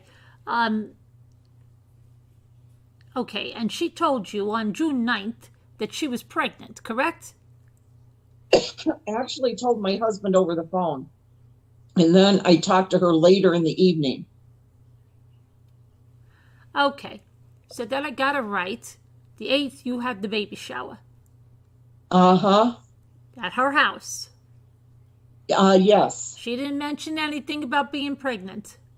No, not that day. Okay, the first day that you heard from her that she was pregnant was the following day, even though she told your husband that you talked to her after that. Then you talked to her after that. Yes. That was June 9th. June 9th. God bless you. Of 2002. God bless you. Thank you. 2002? I was just coughing. 2002. Okay, sounded like a sneeze. And you talked to her a couple of times after that. For instance, when she found out she was going to have a boy. Yes, and it Okay. was just coughing, but thank you anyway. Okay. And then there was a couple of questions Mr. DeStasso asked you about. I was whispering, so I apologize. You were at the Covina house on the 25th and the 26th. Yes. Okay, on the 25th, what time did you get there? We met. It was probably early afternoon. I think we all met at the police station that morning on the 25th, and had that first news conference, and then went to the house immediately after that. I would assume 12:30, something like that. Was Scott there? No, he stayed at the police station. And was he at the police station during the press conference? I would assume so. I don't remember seeing him or talking to him, but yeah, no, he was. He was there? Yeah. On the 26th, where were you?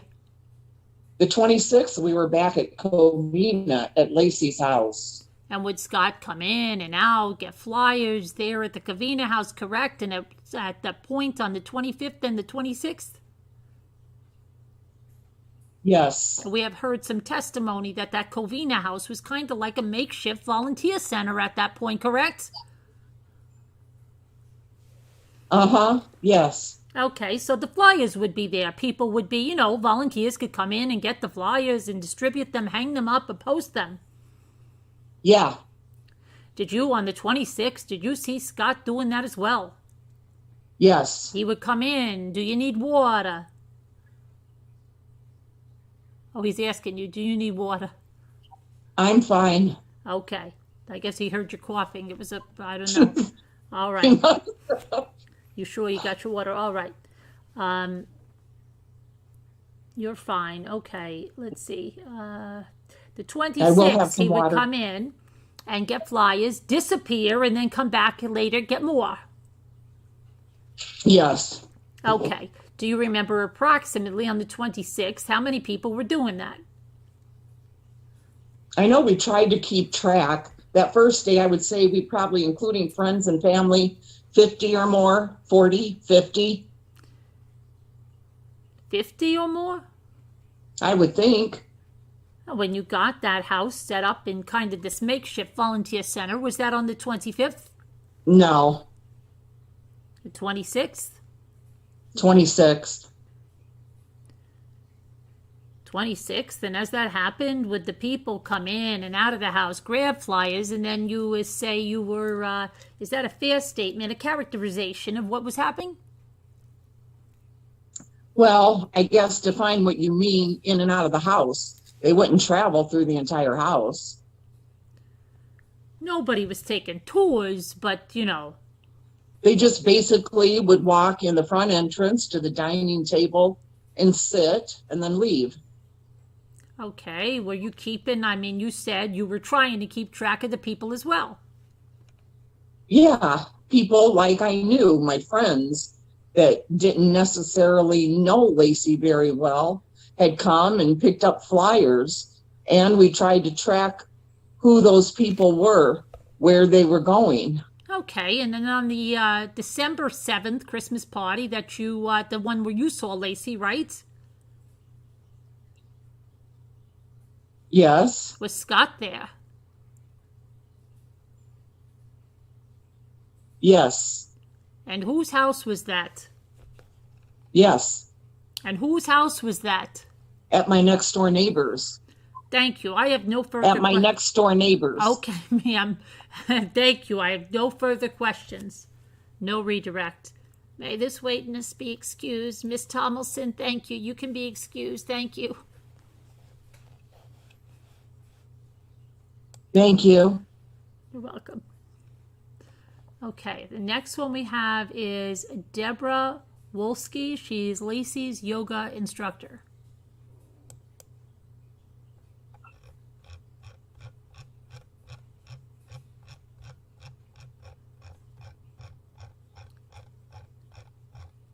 Is Miss Wolsky on the stand? It's also June 21st. Yes, she is. Okay. Yes. Okay, I'm getting ready, Miss Wolsky. Hang on. Miss Wolsky, what is your occupation? Can you hear me okay? Yes. Can you hear me okay, though? Yes, Miss Wolsky. Okay. Miss Wolsky, what is your occupation?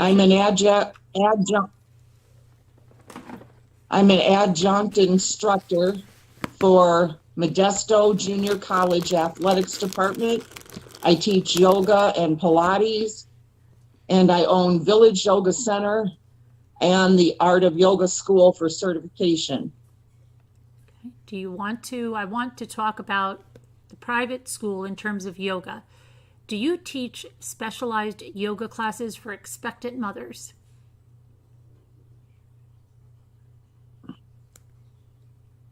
Yes, we have a prenatal class at the Village Yoga Center.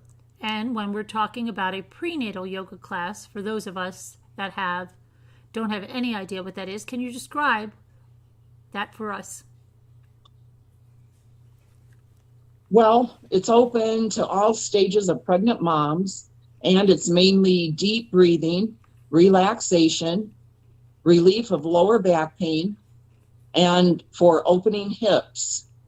Different stages of pregnancy have different issues.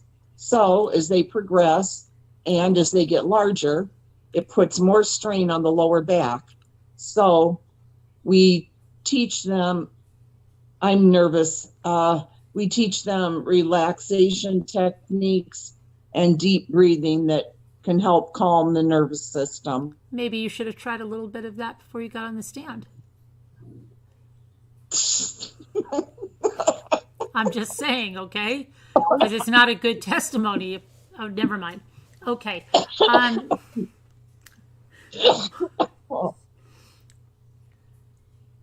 Let me go through this a little bit. At some point in time, did you come into contact with an expectant mother by the name of Lacey Peterson? Yes, sir. If you could look to your left, there's a photograph there. It's people's number 14. Do you recognize who is in that photograph? That's Lacey. And did Miss Peterson become one of your students? Yes. And when was that she became one of your students? I first met her in her very early in her pregnancy in the summertime. And during the first trimester, she was still having the queasiness and the morning sickness. So she wasn't able to participate. Now let's go through this. If somebody wants to come, pregnant mom wants to come to your class, how do they do this? Do they enroll? Do they buy coupons? Can you tell us more about how this works? We give them options. They can pay per class, or they can buy a class card and use it up. And when it's expired, if they want another class card, they just purchase a second one. Can you tell us what Miss Peterson did? She bought a class card for 10 sessions. And was she able to come in for the 10 sessions? She used all 10 sessions and a few more. Now go back through that. You said she started coming in her first trimester. Did she use all 10 sessions then? No, she only came once in the summertime. And we decided that perhaps she should wait until her hormones settled. And then she was able to participate. She started coming back in September regularly. Now, I want to go through. I don't mean to make this sound like a silly question, but you have these pregnant women in your class, and you're not making them do jumping jacks or anything like that. No. One of the prerequisites of yoga is to listen to your body, and you never force or strain, and you never go beyond your natural limits. So flexibility isn't something that you start with. It's something that you acquire as you participate. So each class is a multi-level class, meaning if you have 5 participants, there will be 5 levels of yoga going on, because each one is doing what's appropriate for their body. There's no jumping, there's no walking, there's no the physical, the range of motion is very small. We're sitting here lying on the side, sometimes lying on the back, sometimes legs up to the wall to help relieve varicose veins and swollen feet, etc. As Miss Peterson's pregnancy progressed, as she progressed through your class, were there other students in the class? When she first came in, we had class of five. And as each woman delivered, the class, of course, diminished by two. So Lacey eventually was the only person in my class. It was just she and I. So towards the end of the class, actual session, she was getting exclusive one-on-one attention from you. Yes. As you progressed through, did she progress in her stretching abilities, or did she indicate to you that she had problems? She seemed to be fairly flexible, and she attributed that to being a cheerleader in school. But as she progressed and got bigger, the last time I saw her, she was very uncomfortable. When was the last time that you saw her? Friday, December 20th. And did you keep attendance records for your classes? Yes. And when you saw her on December 20th, so she was there by herself on that last date? She could barely walk that day. She was in pain. She told me that she had a sense the baby had shifted, that he was now turned sideways, lying hip to hip, is what she said. She needed help to get back to the car. What did you do during the class? We modified the normal schedule, the normal routine, and eliminated everything except the deep breathing and the relaxation. Uh-huh. Excuse me. You mentioned earlier sometimes yoga classes included people putting their legs up on the wall? Uh-huh. Why is that you do that? If you're lying down and you elevate your feet above your heart, then the gravity draws the blood back into the torso instead of extremities. Was this something that you did with Miss Peterson at some point? Yes, because her feet were very swollen and she was really uncomfortable. And this is on the 20th that we're talking about? Yes, it was a Friday. Now, during the progression of this, where she was coming to your class, did she ever talk to you about her physical condition outside of the class? Ever talk to you about a dizzy spell? Oh, yes. I'm trying to remember the date. I think it would be late November. She remarked that her dog probably thinks she's mad at him because she no longer walks him.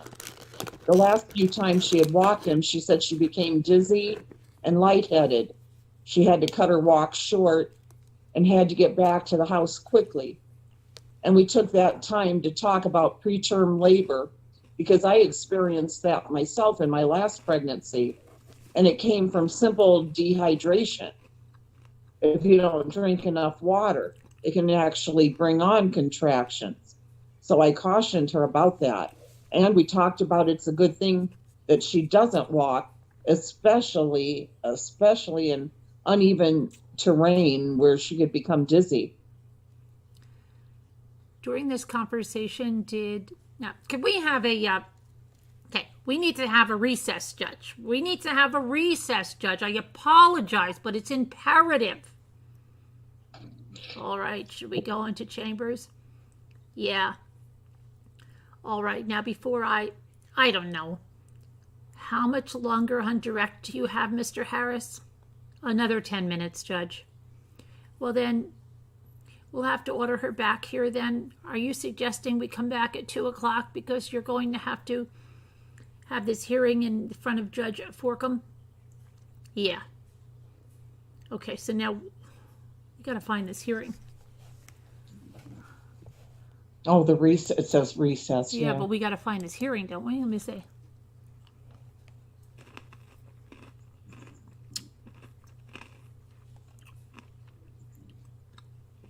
Jury number 5 dismissed. That must be it, or not?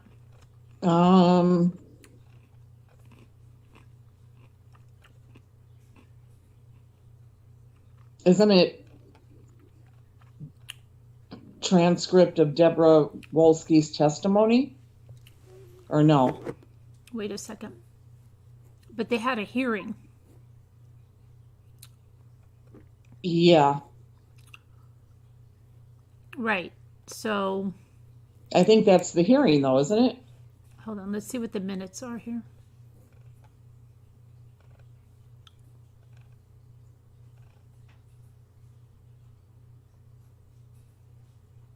Okay, it says that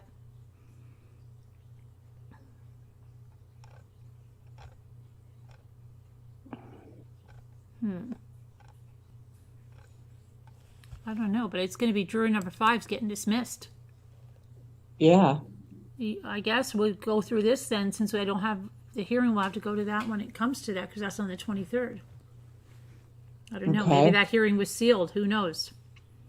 True. All right, So we let's just go back to Deborah? go back to after the recess, and then we'll get to the dismissal. Okay. So then, Ms. Wolsky, I believe I had left off starting to ask you if you had a conversation about a cell phone with Miss Peterson. Hold on. I gotta find it again.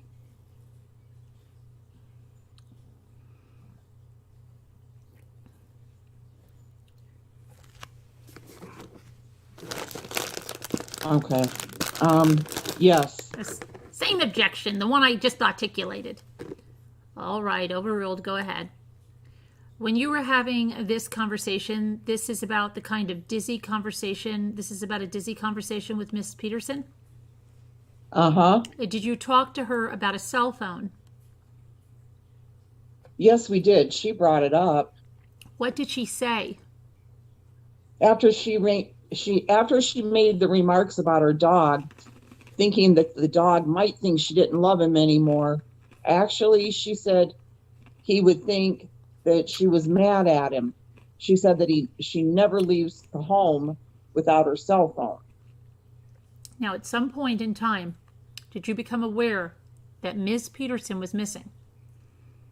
Not until Friday, the Friday after Christmas.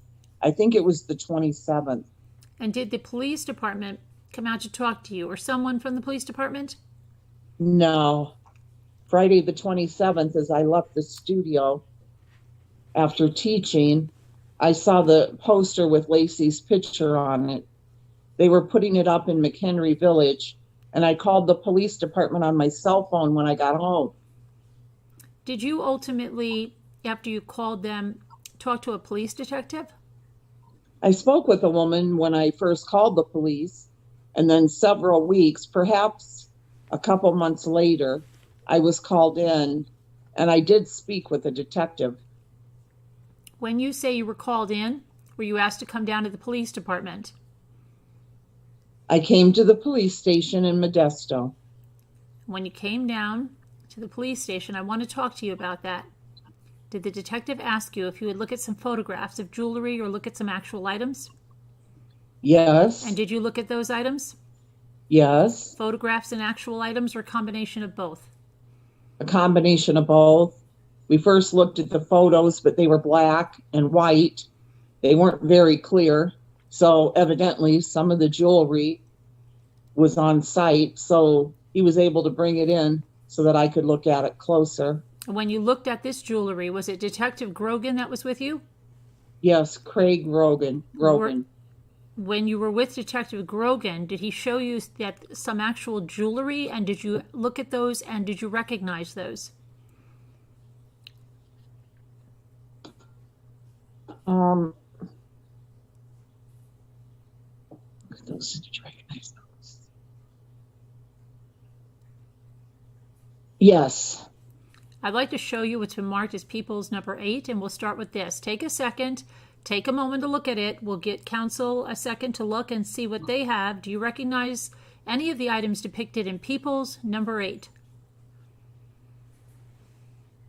There's a gold watch, a woman's watch with diamonds around the face, and it appears that there are 2 diamond necklaces, both of which I think I've seen Lacey wear.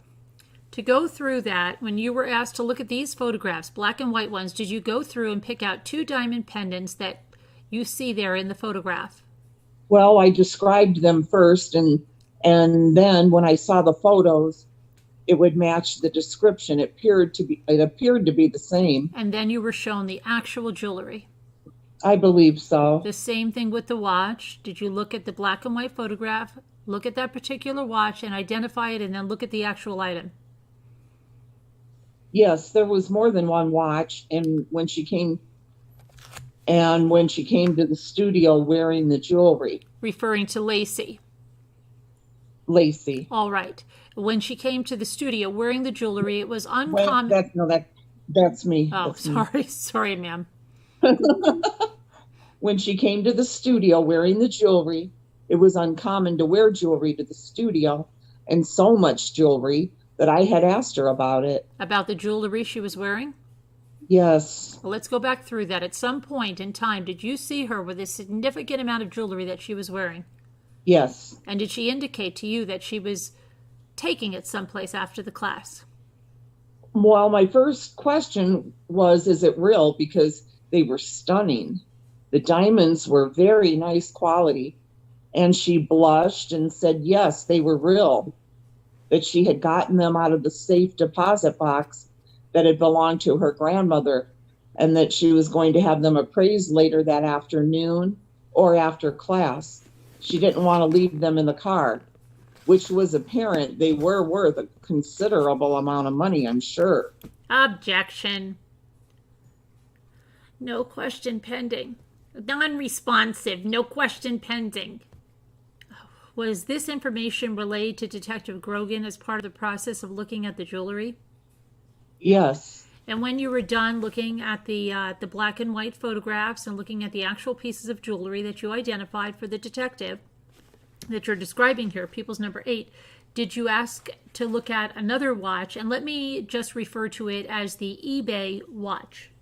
Yes.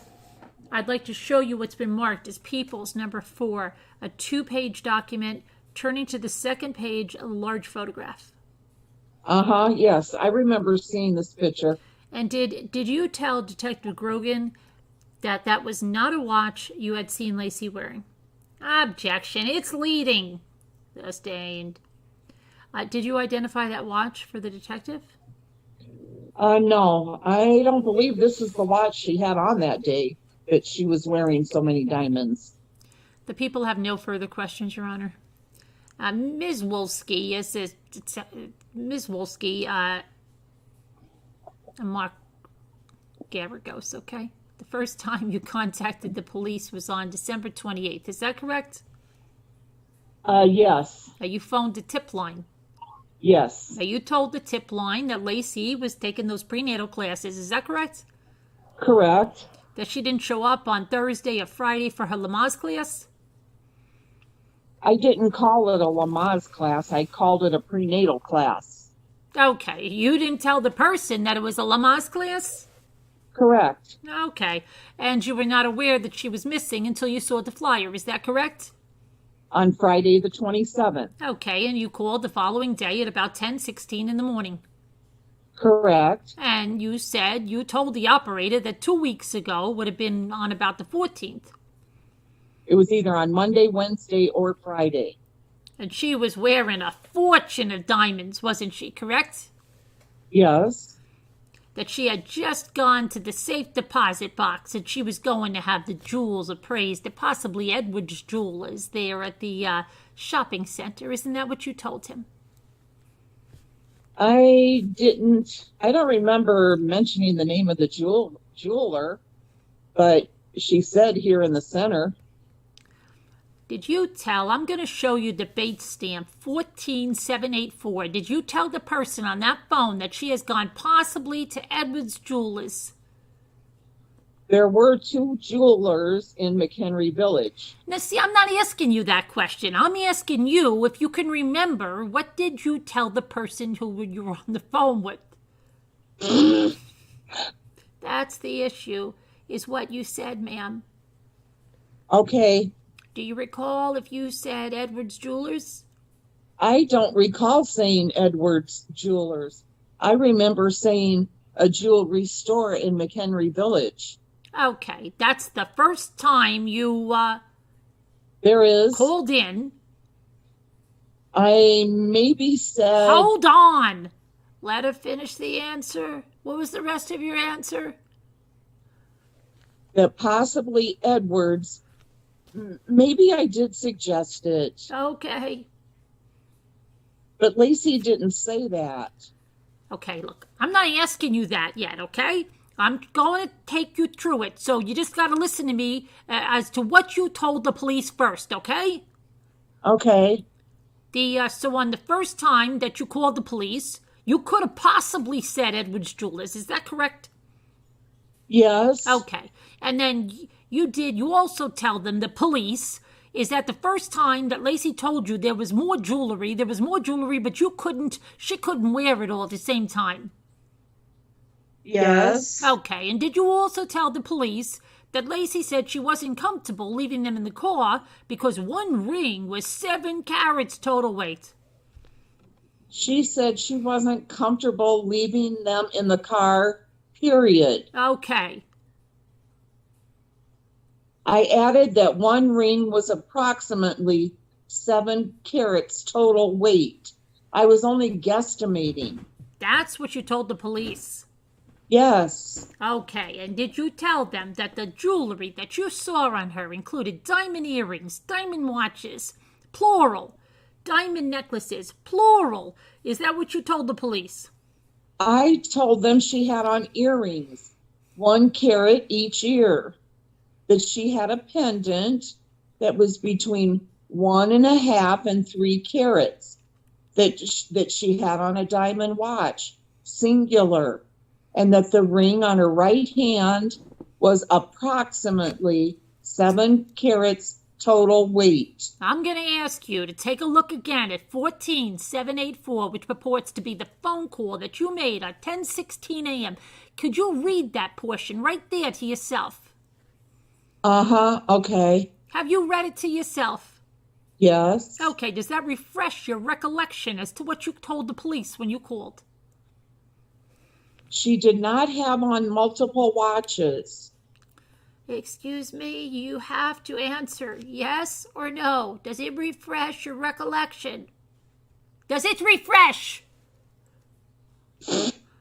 Does it refresh your recollection as to what you told the police? There is no doubt in my mind what I told the police. Okay, excuse me.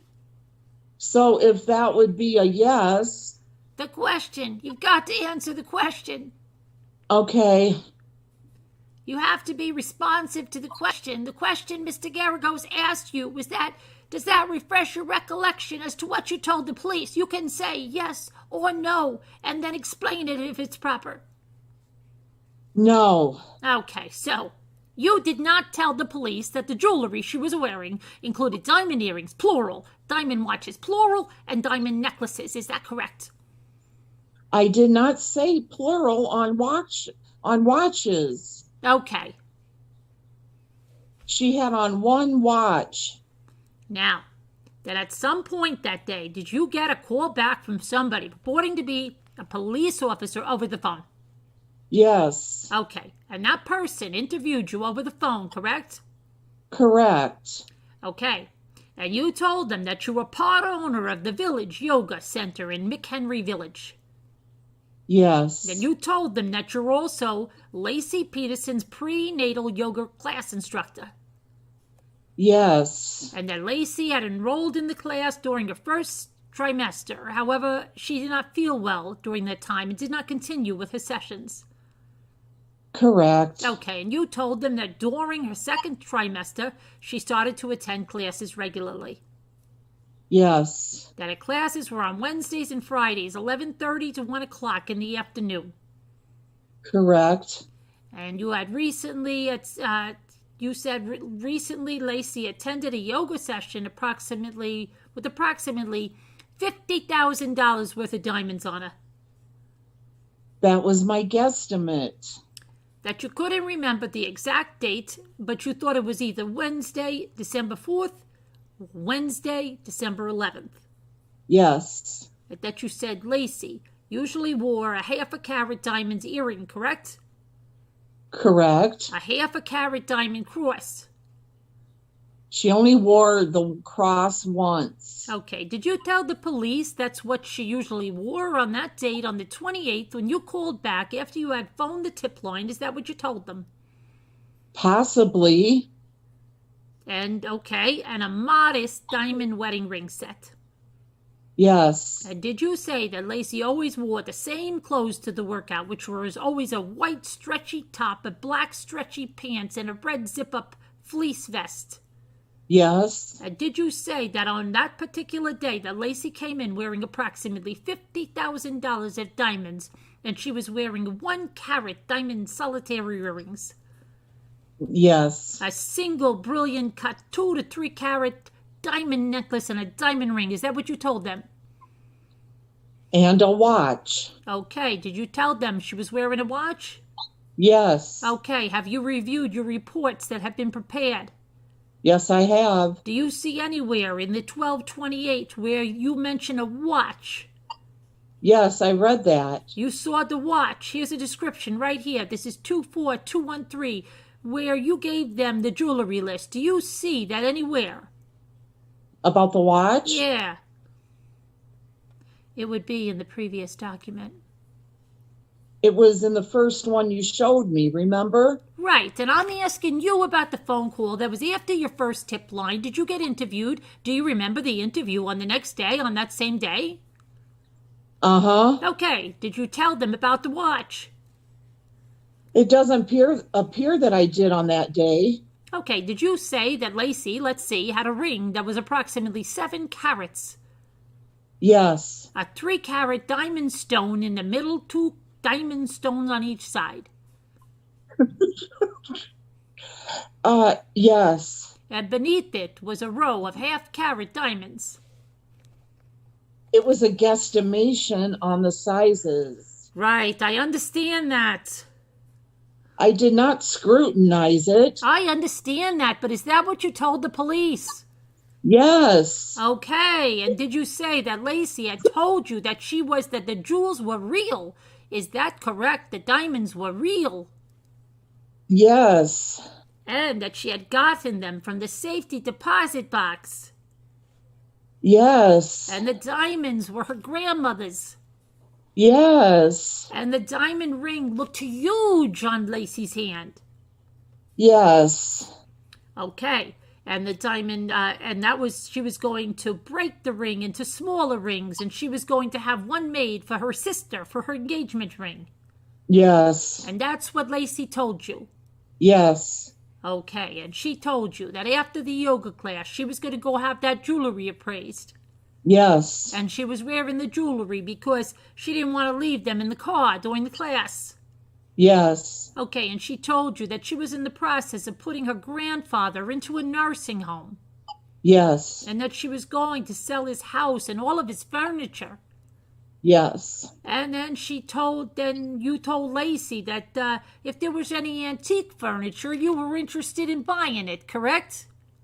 Yes. And Lacey told you that there was a lot of it, and that her grandfather was very well off. Is that correct? Yes. And now you told the police on that day, on the 28th, that the only exercise that Lacey got was when she walked her dog every morning, correct? No. So when the police wrote Lacey told Wolsky that the only exercise that she got was when she walked her dogs every morning, they just made that up. That's not what I said. Okay, well, did you tell them? Wait a minute. Want to explain your answer? Uh-huh. Go ahead. The only exercise Lacey was getting was coming to the studio. So somebody who interviewed you, do you remember who it was that interviewed you? A female. Okay. Did she just manufactured that statement that the only exercise Lacey got was when she walked her dog every morning? I don't know. Objection, Did you tell? Wait, Mr. Garagos, there's an objection. What's the objection? Objection was improper impeachment, speculation as to what this other person did. Well, she just testified, didn't she? I know, but I'm going to sustain the objection as argumentative. Did you tell the police that Lacey had told you some days she walked farther than other days? No. Did you say that in early December, Lacey told you she was getting lightheaded and dizzy at one time during her walk and she had to turn around and go back home? Yes. And did you tell them that she described the feeling as being like a hot flash? No, she described the feeling as being lightheaded and dizzy. No. I'm asking you whether you told the police this on December 28th. On December 28th, I told them she had gotten lightheaded and dizzy and was not walking her dog.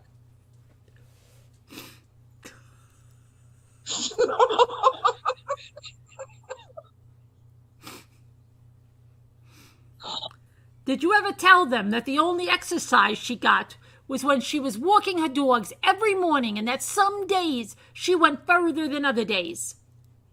Some days she went further. Ms. Wolsky, the question is? Just yes or no? What you told the police. Is that what you told the police is the question? My gosh. Is this what you told the police on the 28th when I showed you the police report? If you don't remember, you can just say that. That's exactly right. I don't remember saying that. Next question. Now, did you tell the police the last time you saw Lacey was December 13th? December 20th. I saw that in the statement. It's not correct. I pointed it out. Did you tell them that you had asked Lacey if her husband was excited about the baby and that she told you her husband was very excited? That's also not correct. Okay. Now, you just got interviewed, and that was on December 28th. Was that your first interview, correct? December 20th was the last time. December 28th. 28th, yes. Okay. Then sometime in March, you talked to a Detective Grogan. Is that correct? Yes. Okay, and that's when you told Detective Grogan that Lacey attended all of these classes. The last class was December 20th, correct? Isn't that what you told Detective Grogan on March 20th? That her last class was on December 20th? Yeah. Yes. And did you say that she may have actually attended more than 10 classes? Yes. And did you say that you usually had students sign in before class, but that you estimated Lacey may have attended 1 or 2 classes more than the 10 allotted by the card? Yes. Now, did you say that you did not get to know Lacey that well? Yes. Now, did you ever say that you recalled asking if her husband was excited about the baby, and Lacey responded yes, but you told Detective Grogan that you thought it was a very weak response? I remember getting no response. Okay, so when you saw it on the 28th, you said that Lacey said her husband was very excited. 3 months later, you got no response. Objection. Is that what your memory was? Objection. No. Overruled. Go ahead. No, that wasn't your memory. I'm just asking, is that not your memory? May I speak? Yeah, you can. You can answer the question. Let me direct the witness, Mr. Garagos, not you. You can answer the question. Okay. Explain your answer. I would like to, for a moment. Go ahead. Part of the reason that I didn't get to know Lacey better, she was always little. Objection. She was always late. She was always non-responsive. That wasn't the question. Okay. You want to read? Can I ask? Can I re-ask the question? Re-ask the question. Listen to the question, Ms. Wolsky. Okay. Otherwise, if you keep digressing from the question, you will be here a lot longer. Okay. Ask the question again. I'm going to go into a different subject.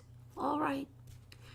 Now did you tell Detective Grogan on March 20th that on or about December 4th that, or possibly a class in late November, that Lacey had mentioned she had gone on a walk at the park and she had become dizzy? She had shortened her walks and you suggested that she drink more water. Yes. Okay. And Lacey did not mention walks again. Is that what you told Detective Grogan on the 20th? I don't remember. You don't remember. Oh, excuse me. You don't remember, okay? Let me show you Detective Grogan's report. There would be, if you could hold on for 1 second. It's a March 20th of 2003 report. Could you please read that silently to yourself? Uh-huh. Okay, you finished? Does that refresh your recollection as to what you told Detective Grogan? No. Lacey did not mention walks again, and due to the fact that it was cold, wet, foggy, Wolsky assumed Lacey had stopped walking. You never said anything like that? She told me she had stopped walking her dog. You never mentioned that to Detective Grogan on March 20th. There were several things in there that were not correct, and I pointed it out. Like the last time I saw her was not the 13th. So I did not type it personally. I don't know. Did you? The incorrect information got there. I don't know how. Yeah, you didn't say to Detective Grogan, Lacey did not mention walks again due to the fact it was very cold. You had assumed she stopped walking. I did assume she had stopped walking because of our conversation about... You never... About her dizziness. And you never said she didn't mention walks again. I don't remember. Okay, now, you also described the clothing that she was wearing as black stretch pants, a white shirt, long sleeves, white tennis shoes, and a red fleece vest, correct? In the winter, yes. In the cold months. Okay, and you described what she was wearing on December 4th. Do you remember that? It would have been the same. The white shirt, the black stretch pants, the red fleece shirt. And you said she was wearing a gold watch with diamonds around the face, correct? Yes. A modest wedding ring set.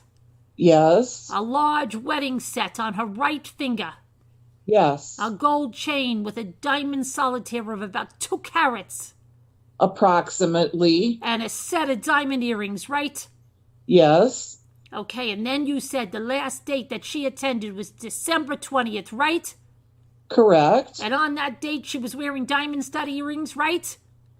I think she had the half carats on the last time I saw her. You described it as a 1/4 to half carat diamond earrings? Yes. And you described her as wearing a half carat earring with her diamond solitaire on a gold chain. Yes. And that's your memory of December 20th, correct? My memory, that's not all of my memory of December 20th. Of what she was wearing? Yes. On December 20th. Yes. Also, I'm going to show you also, which is on the March 20th date. Can you read that sentence? Yes. Okay, now, it was your memory that the diamond solitaire pendant, the half carat one that you described, yes. that she wore frequently, and she wore it prior to receiving her grandmother's jewelry, correct?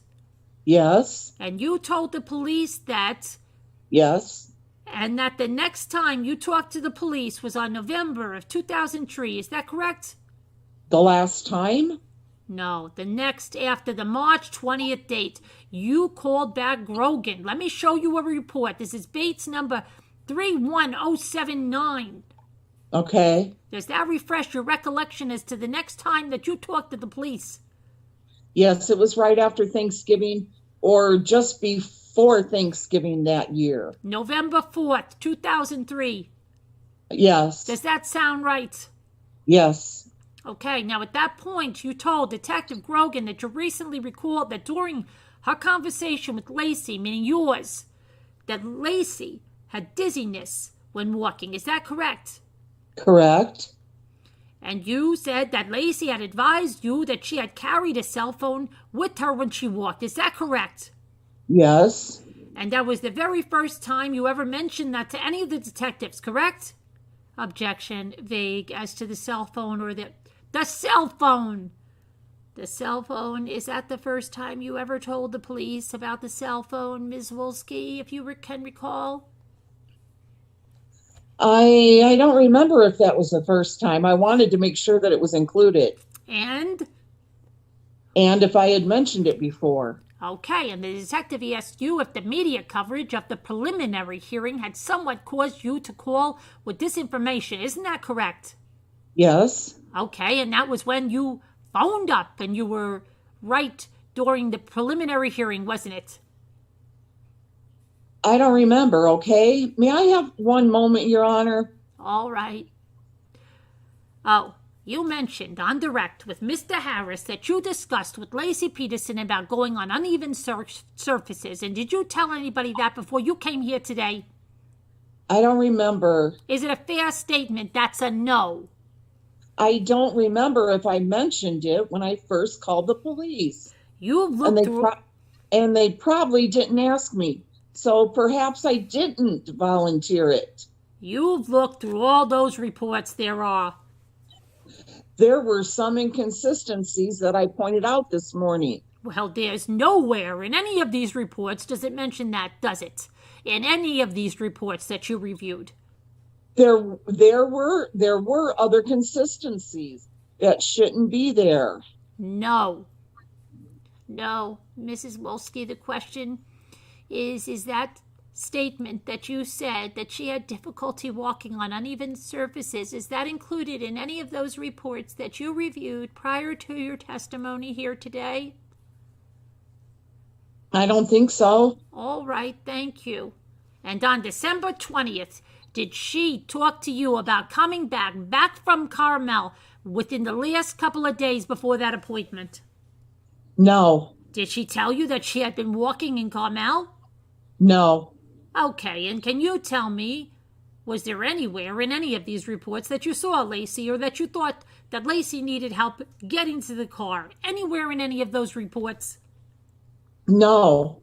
And did you tell anybody before you got in front of this jury today about that story? Yes. Who? The first time I called the tip line. Oh, and it didn't make it into that report? I don't know who I was talking with. And how about the second time when you talked to Officer Grogan? I answered... No, the second time is when you had a phone conversation. There was a phone conversation, yes. Right, and it didn't make it into that report, correct? It should have. It didn't make it into Grogan's report on the 20th of March. I told people about it. Okay. About her condition on the 20th. Okay, did you ever tell the DAs about it? Yes. What did you tell them? When? I believe it would be February of this year. Thank you. I have no further questions, and I would like to address the court outside the presence of the jury. Ms. Wolsky, you were mentioning that there were some inconsistencies in the report, and I want to go through that. Counsel was asking you about the first document showing you from the tip line, and that was on 12/28? Correct. That would be the Saturday after Christmas. And then he was asking you about 12/28, that you had an interview with a female officer from the Modesto Police Department? Yes. And that he was asking you if you had said it was, I believe the dates were 12/4, 12/11. He was asking you about. I'd like to show you what's marked as Bates number 2422 and look at the ends of that particular report by Officer Blom. If you look at that last line, is that in that particular report, did it make it into the report kind of like an addendum at the end that you had called back with the correct dates after checking your records? Yes. So let's go through that.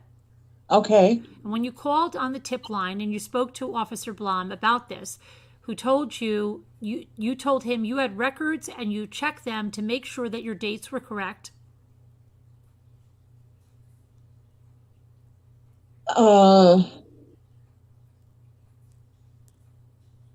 Correct. And after that, you checked your records and you called back on the 28th to correct any misunderstandings about the dates you were talking about. I don't think so. Did you write in or did you tell him what dates that she had attended? Yes. And is that written at the bottom of that particular report? Yes. What dates did you tell them that? I told them that she was there Wednesday, December 4th, Friday, December 13th, and Friday, December 20th. With regards to the watches, plural, singular, we won't get into that. You saw the document from the tip line in 1228 where you were asked whether it said watches. Yes. And you indicated you didn't type that. It is in the document that you told the Modesto Police Department on 1228 that Lacey was wearing a watch. Yes. And the next report, which is 1228-1 that you're looking at, you don't see it documented in that. There's an objection. It's improper to ask her about reports other than to refresh her recollection. He's got an officer that can testify to that. No, he can get into that. Overruled. Do you recall talking to the officer and describing that she was wearing a watch? I would like to say yes, but I don't remember. And then after you had that conversation, you called back later on the 28th and you gave the, as best accurate information about the classes that you had available to you, correct? Objection, leading. Sustained. It's a leading question. After the 28th, you talked to Detective Grogan a few months later? Yes. When you were asked by counsel about the pendants, I want to go through that real quick if I can have it marked as next in order, Bates stamp 924. All right, people's number is 67. I'm sorry, Judge. What exhibit did you give? 67. Okay. You want something to describe it for the record, what it is? This is a black and white photograph attached to Detective Grogan's report. It has Ms. Wolsky's handwriting. Is there a date? There is no date on this. And Mr. Garagos, I assume you've seen this? Well, I have. And I do have an issue with it, but I think Mr. Harris is going to try to lay a foundation. All right. And now, Ms. Wolsky, I'm going to present you with number 67, kind of getting cluttered up there, so we'll take some of these away. And we'll give you a chance to look at that. That's a copy of a document, and on that document, do you see your initials? Yes. And when you were asked to look at the photographs by Detective Grogan, did he have your initials on that page that you looked at? Yes. And is that one of the pages that you looked at? Yes, sir. And off to the right side of the photograph that's on the document, does it have something written? Yes. And what is written there? Worn frequently. Who wrote that? I think Detective Grogan. And was that after you had told him something? That it appeared to be the one that she wore quite often. And we're referring to the second diamond pendant? The smaller one, yes. The smaller one.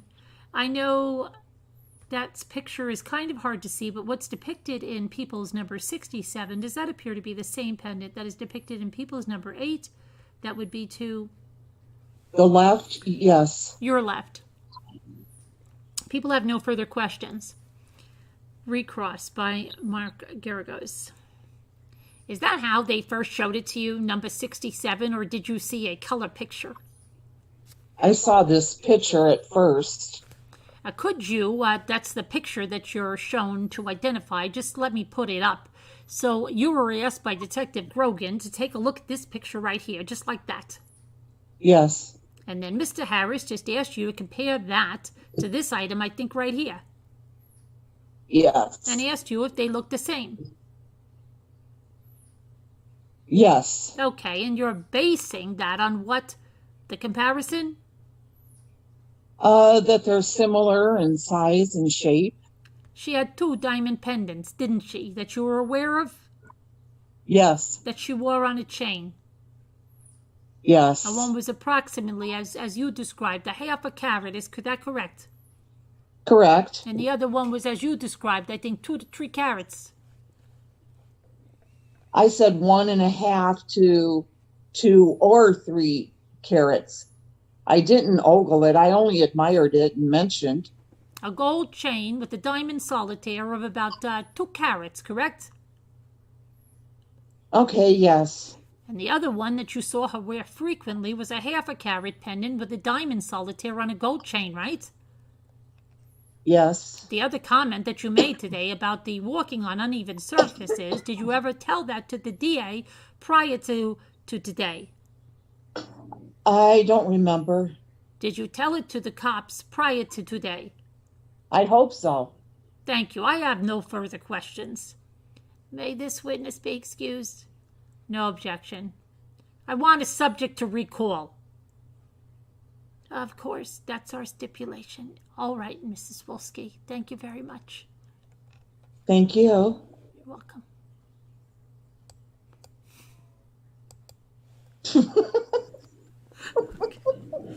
That judge sounds like such a timid, sick little mouse. I know.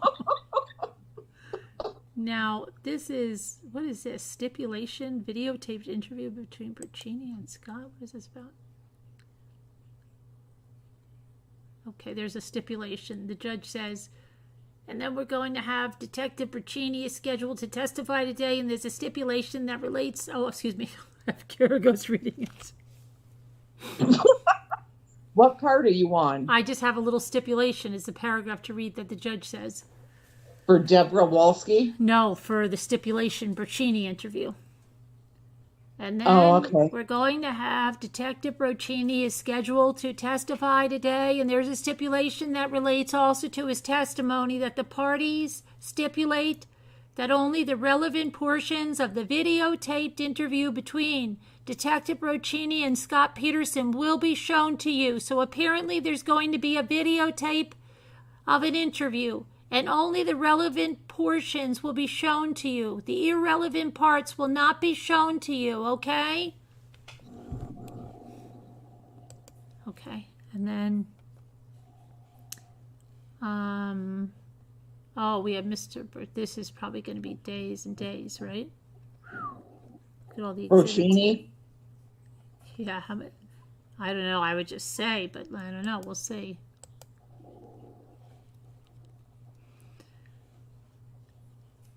And then we're going. Okay, that was what he said there. Detective Bercini, stand, please. Raise your right hand. Do you solemnly swear that the evidence that you're going to give in this matter shall be the truth, the whole truth, and nothing but the truth? So help you God. I do. Please be seated. State and spell your name for the record. My name is Alan Bercini. Can you spell that, please? Hold on, I'm buffering here. Just a second. Okay, these darn Zoom trials, they're so hard.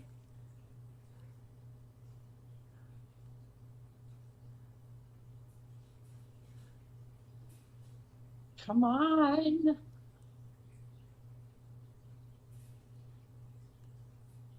Trying to get it. Here we go. Okay.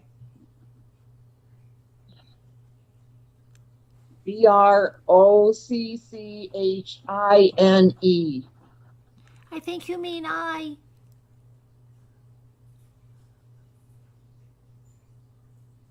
I did say I. Oh, it sounded like you said E, Detective Bercini. First name? Allen. Thank you. Your Honor, I'm going to mark as next in order the DVD interview. Okay. And the transcript. All right, that will be 68. A DVD? 68 is the DVD, and 68A will be the transcript, and then you have provided the redacted versions for the jury. I have the redacted versions of the transcript here. I'm going to ask him a couple of questions first. I know, but do you have them for the jury? I do. The rules of the court require that you do have them for them. I do. I assume you gave Mr. Garagos? I gave one to Mr. Garagos. People's Exhibit 68, DVD, and a 68A transcript of 68 marked for identification. While we're marking that, Detective, let me kind of start. Detective Braccini, how long have you been a police officer in the state of California? For 19 years. And how long have you been with the Modesto Police Department? For 10 years. And where was your prior experience? I was in Alameda County Sheriff's Department. And what is your current duty assignment with the Modesto Police Department? Currently, I'm assigned to the Crimes Against Persons Unit, which is we handle robberies, homicides, violent assaults, anything with a gun, kidnappings. So any kind of violent crime against a person. Yes, including missing persons. And how long have you been in that assignment? Since November of 2000. Now, if you could just briefly, can you tell the jury how does the Modesto Police Department deal with an on-call kind of situation if a patrol officers are called out to investigate, let's say, in this case, a missing persons, and they confirm that they want the services or help of a detective. How is that some detective gets called out? The patrol sergeant will call the detective sergeant and explain what's going on the street and ask for some assistance. And if the detective sergeant thinks assistance is needed, then he'll call out detectives. Sometimes one, sometimes the whole team. Okay, and your unit is, how many officers or detectives are in the Crimes Against Persons unit of the Modesto Police Department? Do you know? Yeah, 7. And is there any person who is on call this week, or is it really just everybody who's ever available? Somebody gets a call, they respond? No, we're always on call, but there's always somebody that is going to be the lead for a homicide. If there's going to be a homicide, we call it being on the bubble or something, So, it's going to be your catch in the next homicide. But all of us are on call all the time. And if in this particular case you did get called in on Christmas Eve to go to 523 Covina in Modesto to assist them in the missing persons investigation? Yes, I did. And just for the record and jurisdictional purposes, is 523 Covina in Modesto, is that Stanislaus County? Yes, it is. All right. And when you got that particular call, you were called out to assist in what kind of investigation? Suspicious missing person. So the Modesto Police Department on the 24th of December did not classify this as a homicide yet. That's correct. If it had been classified as a homicide, right out of the gate, are usually more than one detective called in at that point? Yeah, all of the homicide detective plus probably 5 or 6 or 7 other crime scene detectives. Okay. So more people, if patrol says, we have a homicide here, for example, let's just take some example, and they call the detective of crimes against persons, he would call out the entire team to respond. That's right. And so you are the only detective to go to that location on the 24th of December. I have to grab a water so I don't keep coughing. All right, Detective Braccini. Check on the chat while you're there. How is the chat doing here? Is everybody good? Okay. She was sleeping when I called tonight, so she had some rest. I only had 2 hours of sleep, 2.5. I had only just dozed off, I think, when you called.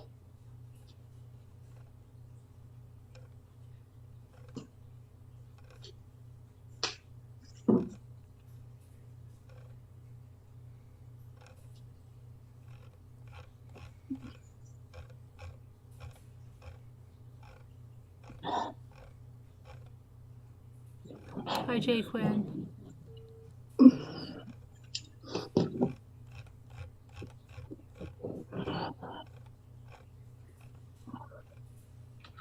Hold on a second. I have Why did you say that? Were they saying that I sounded tired or something? Yeah. Augie said you sound tired. They were.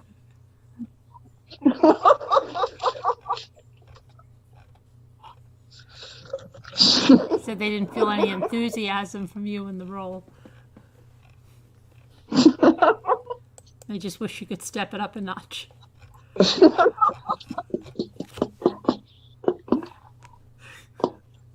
Okay. All Sorry, right. guys, I'm off my game tonight. Try to pep it up a little bit. Thanks, Augie. I'm trying. All right. Let's, okay, so we're back to Detective Percini, and let's see. Where are we at?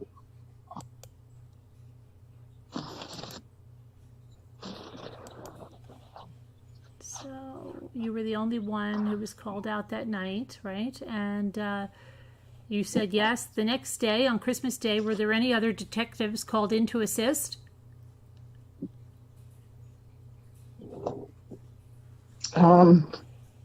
Sorry, Your Honor. It's testosterone.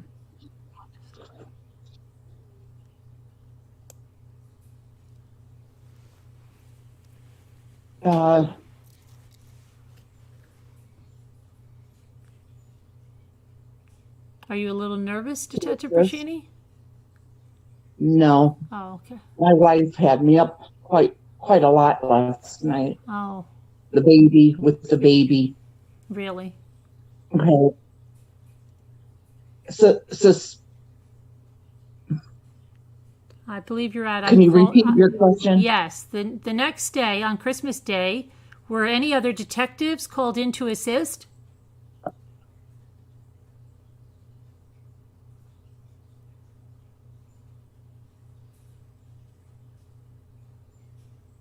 Could the court reporter read back the last question? The next day, on Christmas Day, were any other detectives called in to assist? One moment, Your Honor. No, it's...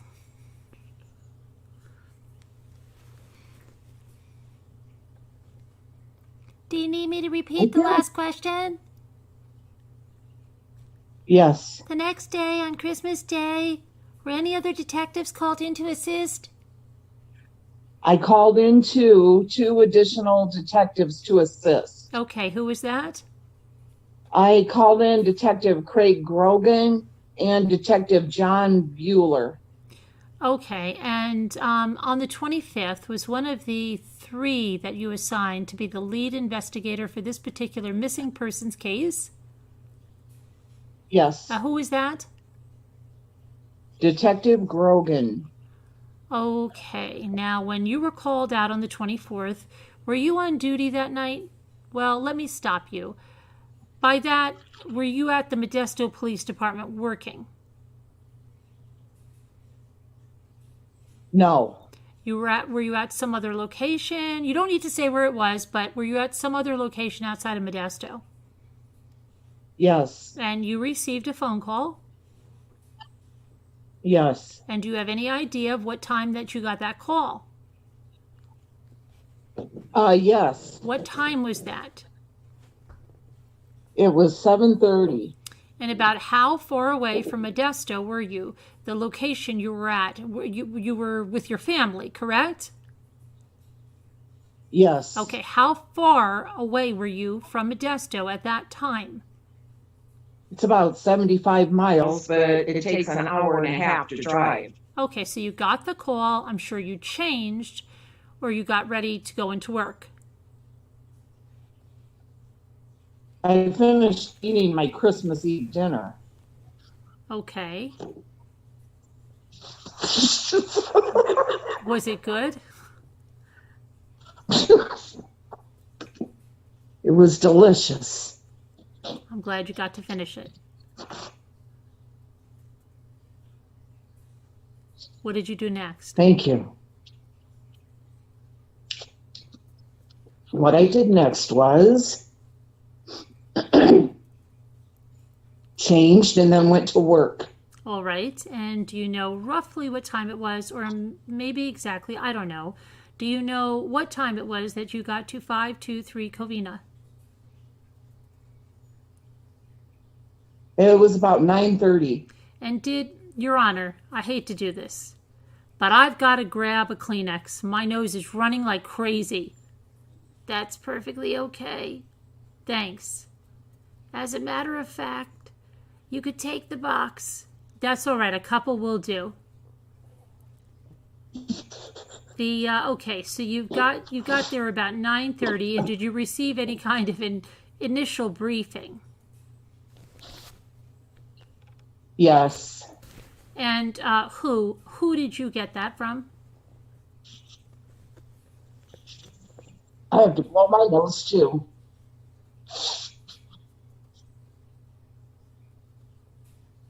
Well, Evers, Sergeant Duerfelt was there. John Evers, Derek Letzinger, and Matt Spurlock were all there. I met with all of them, and then I was briefed. Everybody piped in a little bit, but it was mainly John Evers and Duerfelt. Okay, is that kind of standard practice when patrol is there and they do their initial thing and they call a detective? Is that the standard way for you to gain the initial information? Yes. Was there anything out of the ordinary about that particular event or that briefing? No. All right, so you got a briefing and then you were introduced to the defendant in this case, Scott Peterson? Yes. And how did that happen? After I got an initial briefing and an initial walk through the residence, I asked Evers to introduce me to Scott Peterson. I had seen him standing with friends and family, but then I asked him to introduce me to him so I could explain what my role was.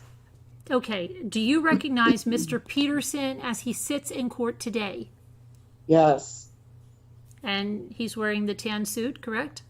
Yes, he is.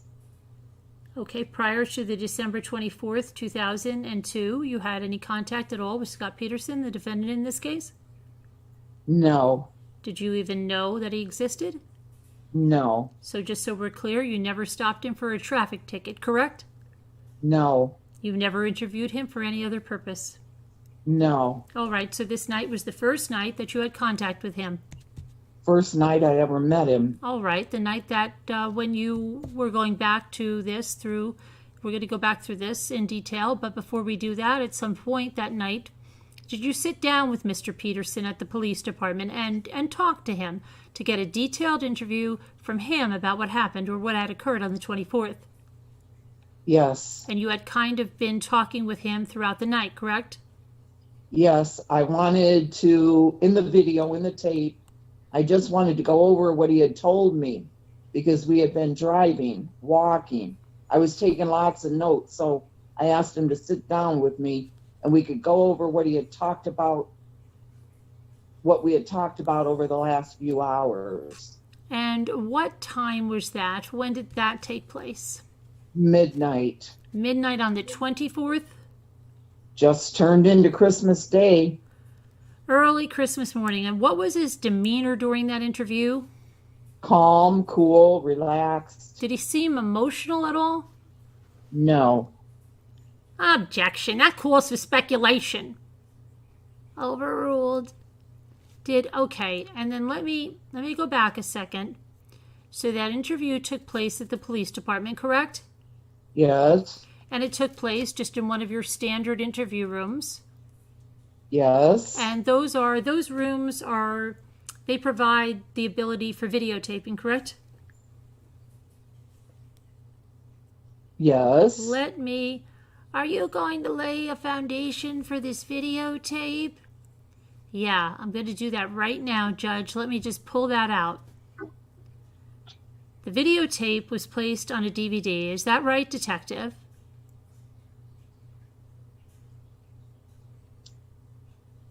Detective? Yes, it was. Okay. Yes, it was. Okay, sir.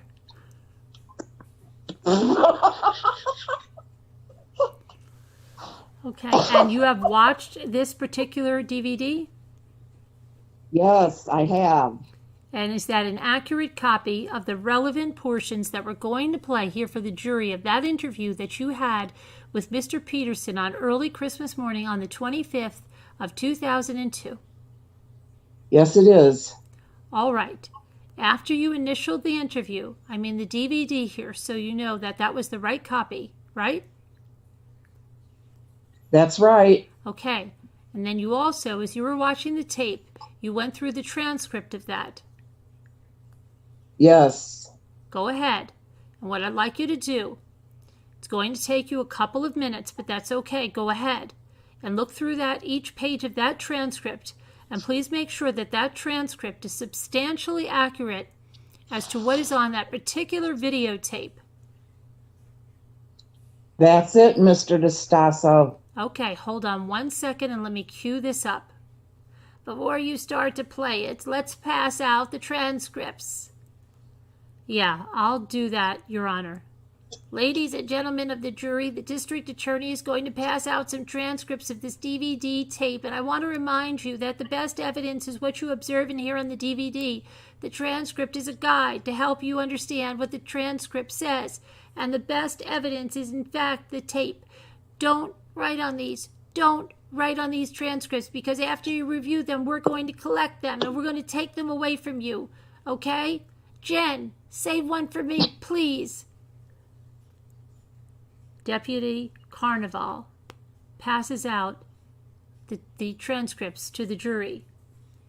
Okay, everybody have a copy? Rick? You can hold on to that. Mr. Garagos, I assume you have a copy. I do, Judge. Go ahead, Mr. DeStasso. Okay, the People's Exhibit 68 is played on the large screen. And, Your Honor, just for the court's information, it's about an hour. All right. We're not getting any sound. There is sound already, so I don't know what's the matter. Hold on, technical difficulties. We're going to have technical difficulties, Judge. All right. So give us a second. The proceedings are paused. I hate to interrupt for just a second. Can we stipulate that the court reporter need not transcribe the tape, since we're going to provide a copy of it into evidence? So stipulated by the defense. That's fine, Your Honor. All right. There's a pause in the proceedings. Should we take a recess while you guys try to figure that out? I was going to say, well, why don't we just take a recess while you guys try to figure that out? Why don't you leave those transcripts on your chairs? You leave them on your chairs, and when we get this straightened out, we'll bring you on back in. The jury exits the courtroom. Recess is taken. Jury enters the courtroom. Judge, all right, let the record show now that the jury is present in the courtroom. The DVD player has been taken care of. Now it's working, correct? It is, Judge. Go ahead and play. One last question before I do.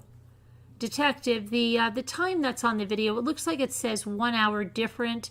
I think you said it started at 12, but I think it shows the 50 minutes or something, or 1 o'clock. What's the discrepancy in the time? It wasn't changed. I mean, the time on the video's wrong. It was either daylight savings time or Pacific time. I'm not sure, but it doesn't matter. I know what time it was. When I said it started at 12, it started at 12. If you can hear, raise your hand and we'll turn up the volume. This is as high as it goes. This is as high as it goes. People's Exhibit 68 continues playing. Okay, ladies and gentlemen of the jury, if you'll just pass those transcripts to your left, and Jen will collect them, all right? We're going to take a recess in the morning, and we'll switch to the reporters.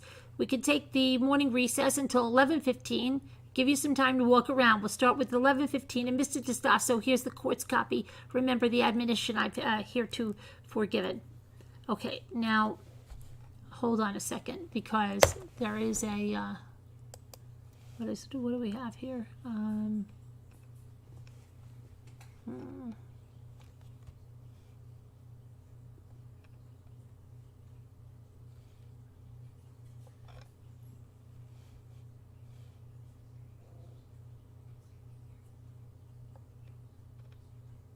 I wonder where, thought we had a testimony of that. Okay, then we have, all right, I guess we'll just go, I don't know where the, I know don't we have a transcript of that somewhere? I think there is.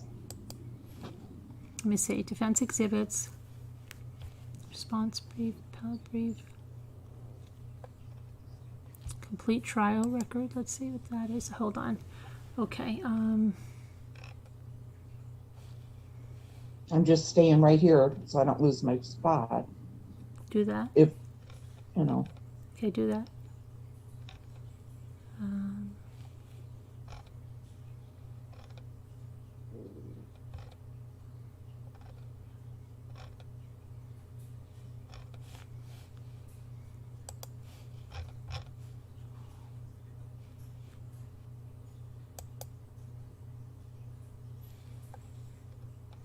Oh, here, there, okay, hold on a minute. People's exhibit, do we know what that people's, he said 68 or something, right? 69, Oh, 69? I think. Oh, taped interview, oh, this must be it, right? Martha Stewart.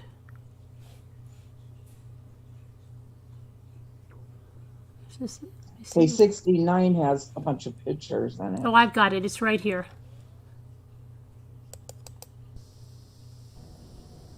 Okay, I'm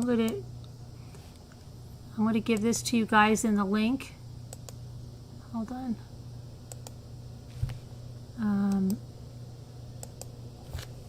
That's what they're watching now. But I mean, I think you guys can. Let me see where it is. Pretty much got all I'm going to do. Let's just go over what we already talked about so I can make some notes. You guys want to watch that on your own and have us finish this questioning here? Now that you have the link, I can put it in the video description so everybody can watch it later. Let me see. Because it's going to be about an hour. And then, hold on, let me just put it in the description. Here is the link again, and I'm going to put it in the video description right now.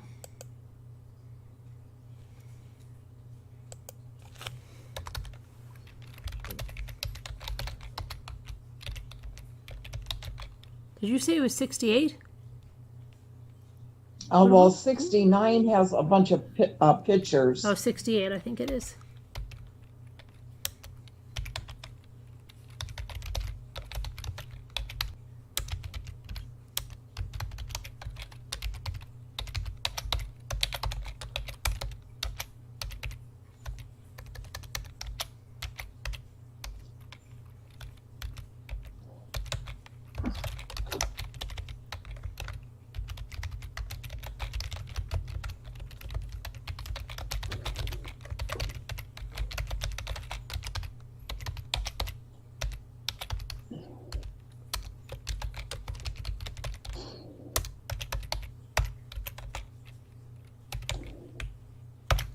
Okay, it's in there now. The link's in there, so if you missed it, it's in the video description. You watch that later, okay? All right, we can discuss that tomorrow. Let's just finish some of this questioning, a little bit of this with Detective Bertini. So we have homework. Homework. To watch that. I'd like to watch that. I don't think I saw that. I want to see it too, Yeah. actually. Mm-hmm. All right, so back to Bertini. All right, so let's see. I got the. Okay, so that was the recess, right? Okay. All right, this is the People versus Peterson. Let the record show the defendant is present with counsel. The jury is in the jury box along with the alternates. Go ahead, Mr. DiStasso. Thank you, Your Honor. Just give me 1 minute, okay? Detective Bertini, we just saw that interview that you had with Scott Peterson in the early morning hours of the 25th. What was his exact description of the area where he said he went fishing? Let me start with Where did he say he left from? The Berkeley Marina. And let me show you a picture. Before I do that, there is a book marked People's 69, and there are photographs inside that. Take a look at all of those photographs. Did you just mark this? I did, Your Honor. Sorry, over the break. 69. I'll tell you what it is. Okay, book with how many photographs? A through M. All right, let me see if I can just pull those up over. Let's see, 69. Here they are. Binder. I'm going to pull the photographs off so we can look at them over here. I don't know if you're going to be able to see them right now, Scooter.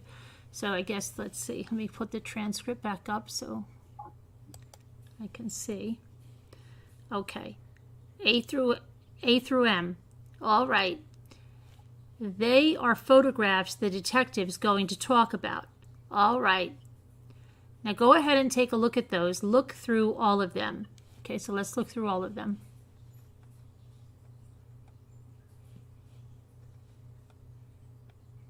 Are you guys looking through them? Yeah, we are. We're doing our work.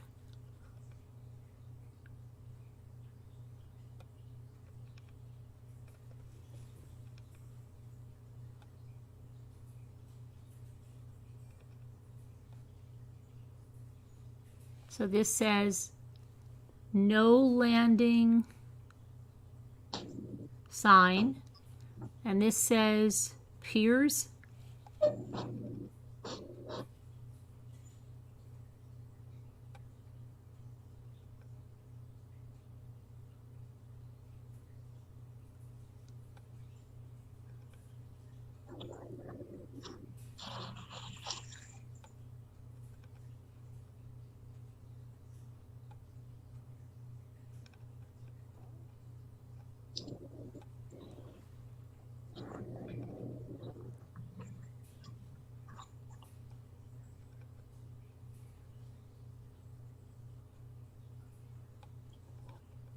Okay, so that's all the pictures.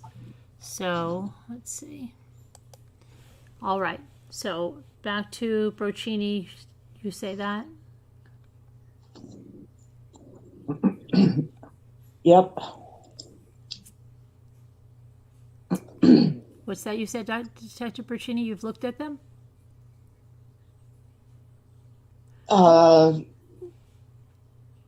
Yes.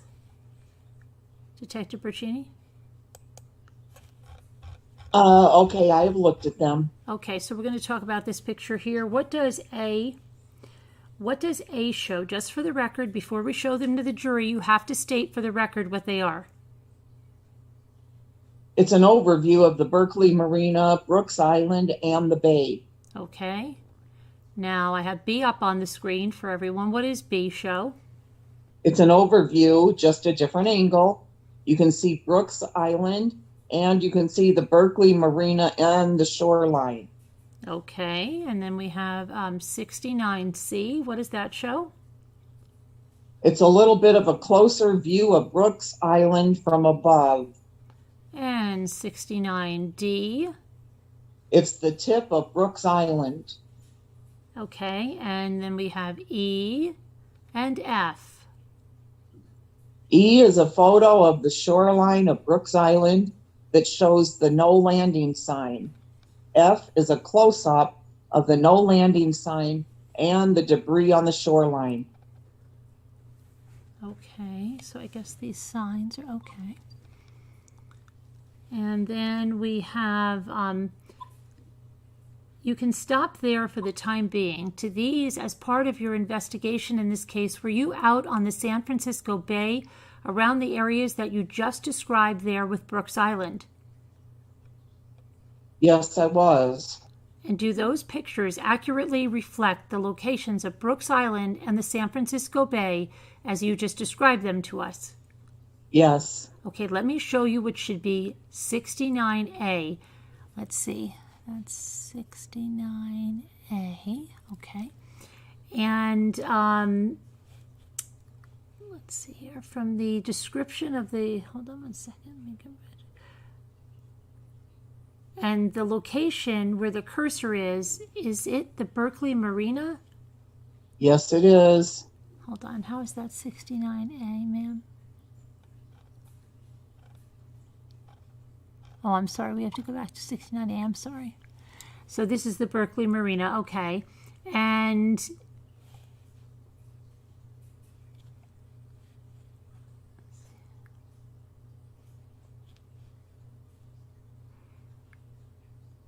then is this an overview of the portion of San Francisco Bay? Yes. And the island off to the north, is that Brooks Island? Yes. And exactly what description did Mr. Peterson give you about where he went fishing that day? What did he say? It's in the transcript. If you need to look at the transcript, go on ahead. What page? 7.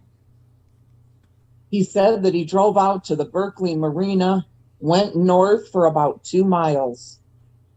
The record reflects he's just reading directly from the transcript. I'll ask that he's going to refresh his recollection. He does that. Does it reflect your recollection, or do you have to read it? I don't need to. If it was verbatim, I would have to read it. I know what he told me. Go ahead. He said he drove out of the marina, went north for 2 miles until he came to a small island. He saw there was a no landing sign on the island. There was a lot of debris or trash around the shore of the island. There were some broken piers. And when you were at this portion of the San Francisco Bay, does that describe Brooks Island? Yes, it does. Okay, let me go to 69B. And this is kind of a view of the Brooks Island and the Berkeley Marina from the other direction, correct? Yes. Okay, and then 69C. And what are we looking at here? That's actually 69D. Well, That's the tip of Brooks Island, South Shore. okay, and all right, so that would be, for looking at this picture, the tip portion right here. Do you see the sign that says no landing on it? I see that. Okay. We were looking at that. If we go back to 69A here, that would be the tip of the island right here where the cursor is. Yes. Okay, let me go back to 69C. Is that a picture of Brooks Island? Yes, it is. The tip portion that we just looked at right here where the cursor is? Yes, it is. And on that island, let me just magnify this a little bit. If you magnify it, can you see what? Some broken down pier area? Yes. Hold on.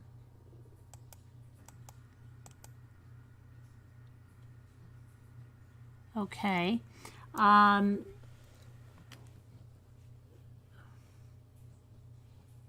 see. So, all right, it's right where I'm showing you. Yes, it is. So there is a no landing sign right there, right? And another one right here on the beach.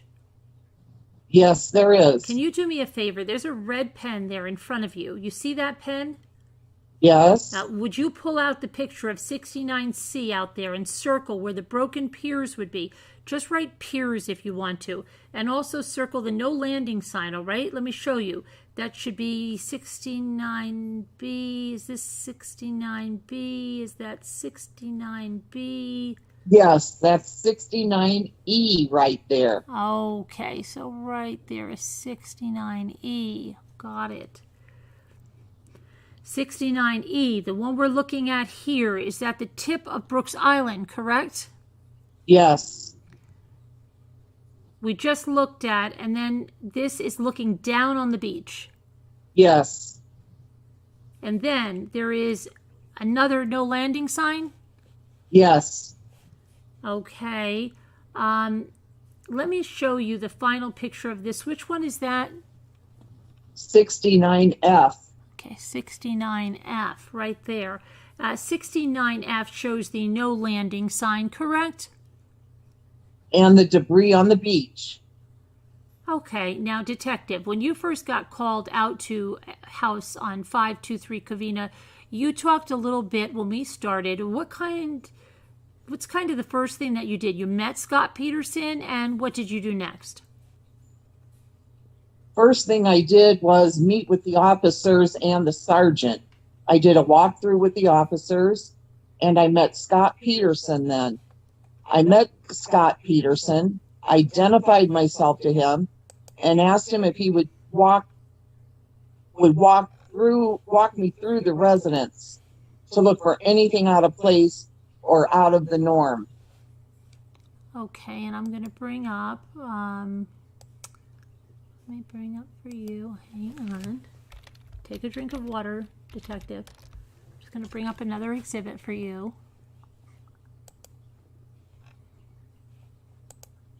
Which is going to be People's 38. Okay, and I'm going to bring this over. Let me enlarge that for the jury.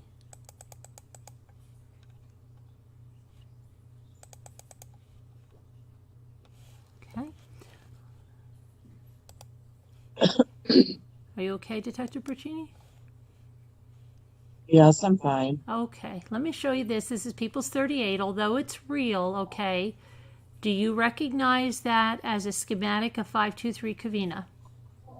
Yes, I do. And you said you did a little walkthrough with the officers first, and we have heard from a number of descriptions of that. So let's just take this really quickly through what you did. And you don't need to go into great detail. There is a pointer there. You've got it, okay? Well, he walked me through his front door. Well, this is the front gate. Took me through his front door, you know. He took me into a little, this is called a sitting room, or the little area where there was some chairs. There was some double French doors here. You could see that this area here would be like his converted garage, is what I called it. But it was his TV room or den. I went out these doors here into the backyard where I introduced myself to Mackenzie. Then we came back in and he showed me the master bedroom. Lacey's purse was in the closet. Showed me the second spare bedroom that had all men's clothing in the closet, which were his clothing, he said. I saw inside the nursery, kind of the walkthrough. It took a lot longer than that. Okay, and this was with Officer Evers? Evers was with me. Was there anyone else there at that time? Just Scott. Did you go, prior to taking Mr. Peterson through the house, did you go through by yourself or did you just go through with one of the officers? Yes. Who was that? I went through with, I think Spurlock was there too, but Evers, Officer Evers for sure. And then after doing that, then you said you went through the house with Mr. Peterson? Yes. All right, I actually got confused. I wanted you to take me quickly through the one you did with Officer Evers. Could you take us through that one, taking more detail, the one you did with Mr. Peterson? Well... I'm sorry, objection. I think that's what he just did. I think that's exactly what he just did. Isn't that right, Mr. Bocchini? Didn't you take us on a trip when you met the dog that was with Peterson? Yes, it was. Now you are? Okay, I have more specific questions about that. The way you went through it, with Evers first. Right. Then you went through with Mr. Peterson. Right. Okay, and so let's start again. You went into the house, correct? Were you talking with Mr. Peterson? Mr. Peterson, that's what I want here. We went in the house. Go ahead, and then what did you do next? Well... but go ahead, take me to each room. I'm going to ask you to get to each room. Go ahead. Do you know which room you went to first?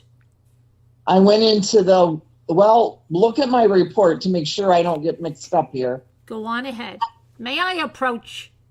You want to see what he's referring to? Yes. Yes. Detective Bercini, can you identify what you're referring to? I'm referring to page 3 of my first report. Bates, stamped 3. Is that page 9167? Yes. Are you asking? It's 0967. It's the Bates stamp. He took me to the residence, took me to the dining room, into this little sitting room, went into the dining room. That's where the front door leads into the dining room. It's wide open into this little sitting room. I could see into the kitchen.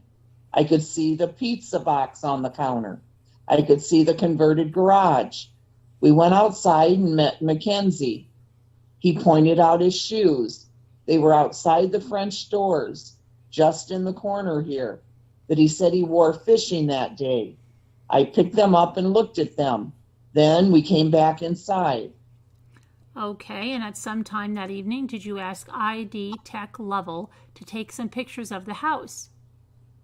Actually, I asked Detective or Officer Letzinger to, when Lovell did this, he wasn't there when I was there. I directed Letzinger to tell ID Officer Lovell to take pictures of the inside of the house. Okay, and did that include pictures of the kitchen? Yes, it did. Now, let me show you these. These have been marked as the People's 37. It's a bunch of photos. One moment while I cue those up on our screen. You better get some water, Detective Bercini. You sound like you need some water, Detective Bercini.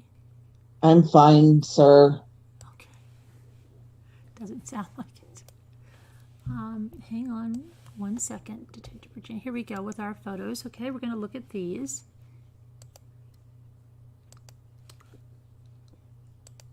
Okay, so we have what is marked as 37. Over here, it's a series of pictures. And hang on. Okay.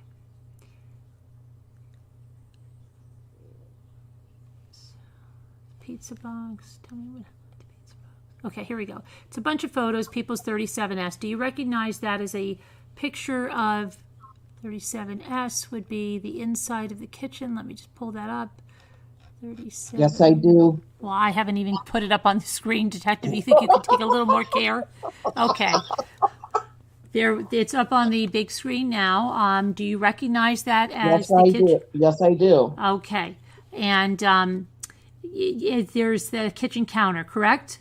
Yes. And was the pizza box on that counter? Yes. Do you see it in the photograph? No. All right. Do you know what happened or where it went?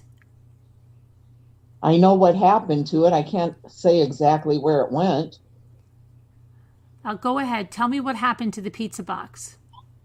At the conclusion of doing the walkthrough, I asked Scott if I could review his cell phone and write down the history. All the received calls, dialed calls, missed calls.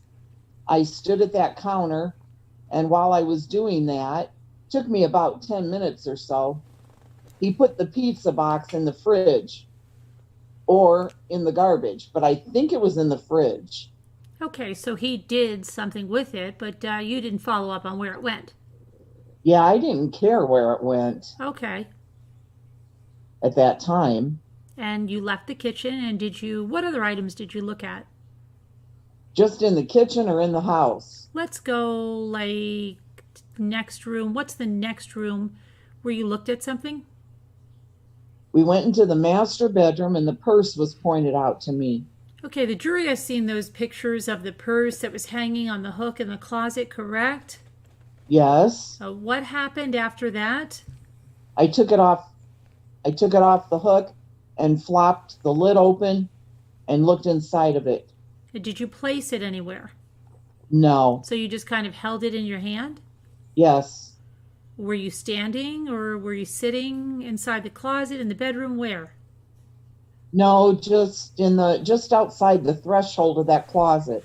It wasn't a walk-in closet. I was standing right there. Okay, and you just reached inside, took it off, flopped open the lid, and looked in? That's right. What happened next? Put it back. Did you take anything out of the purse?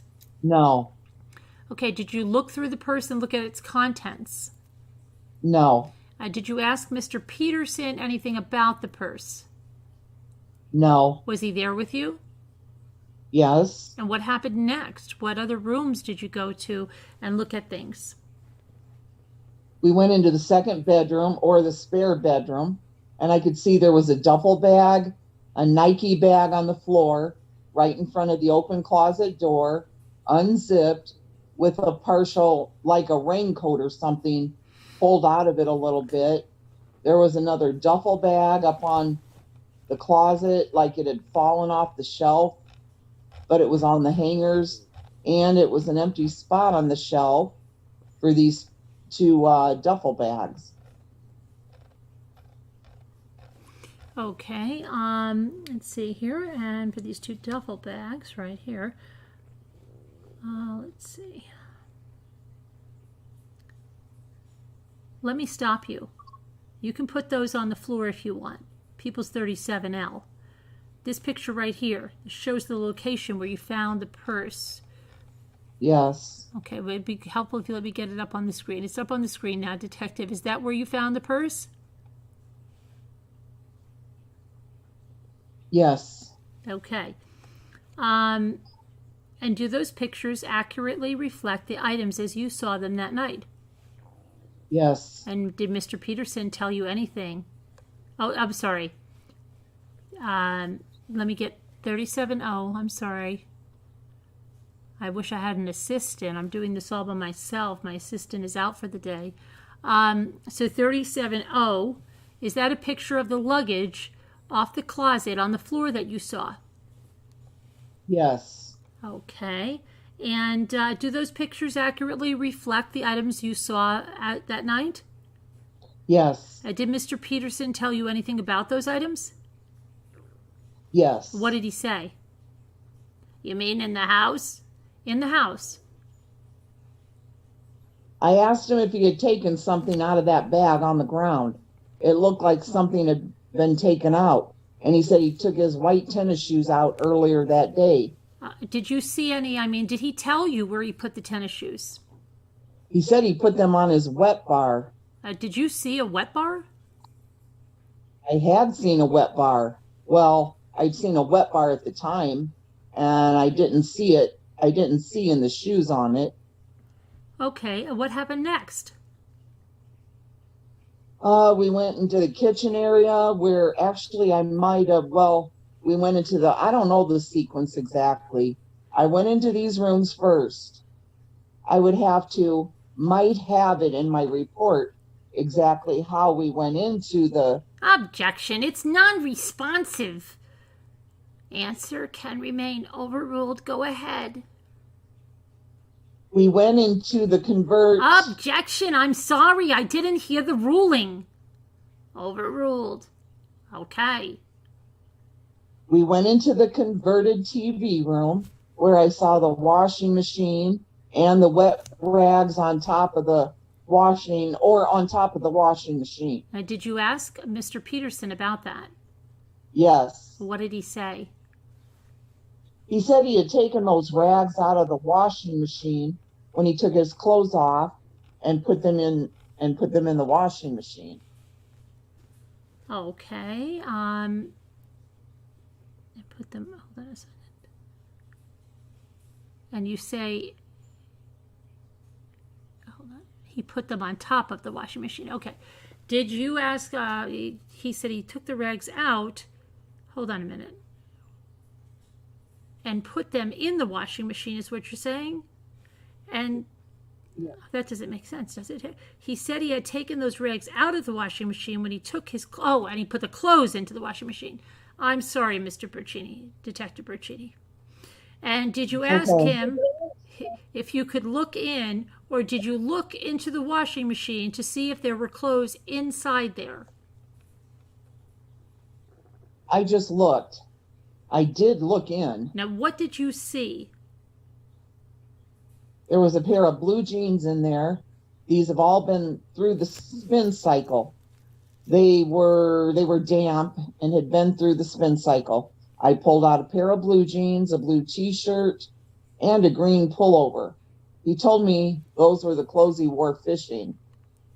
Okay, what happened next? And after you saw that, what happened next? I think I probably checked the cell phone. I think we went outside. Okay, and when you say that you probably checked the cell phone, is that what you were talking about, checking the phone numbers on there? I wrote down the call history on his cell phone. Okay, was that, I mean, can you tell the jury, how did you do that? You went to the recent calls, what did you do? I just clicked into the recent call list, and then I pushed on received calls, and I wrote down all the phone numbers. I pushed down dialed calls. I wrote down the phone numbers and missed calls. And what happened next? We went outside and asked him if I could look in his cars. And do you see on People's 38 there, do you see where the cars are? Hold on, let me pull up 38 for you. Should be that one. Do you see where the cars are? Yes. Okay. And did one of them is listed as backed in the truck there? Do you remember? How did you see it on the 24th? It was backed in. Okay, so there was a Land Rover. That's Lacey's Land Rover. It was basically parked where it shows on that diagram. Yes, it was. And then the truck was right there where it was basically you saw, but it was turned around and backed in. Yes. And what happened next? I looked in the Land Rover first. It was unlocked. I opened the driver's door. There was a cell phone attached to a lighter in the Land Rover. It was off. I tried to power it on. It would power on, but immediately power off with a weak or low battery. Okay, and did you look inside anything else in that Land Rover? I just looked in it. It was pretty empty. I didn't get in the back, but that was it. I just looked from the driver's door. Okay. I may have looked in the glove box too, but there was nothing in there of interest. So there was nothing that you either took from the Land Rover or saw of any interest other than the cell phone. That's right. What happened next? I checked and I looked in his truck. How did you do that? I asked him to unlock it. He used his remote key to unlock it.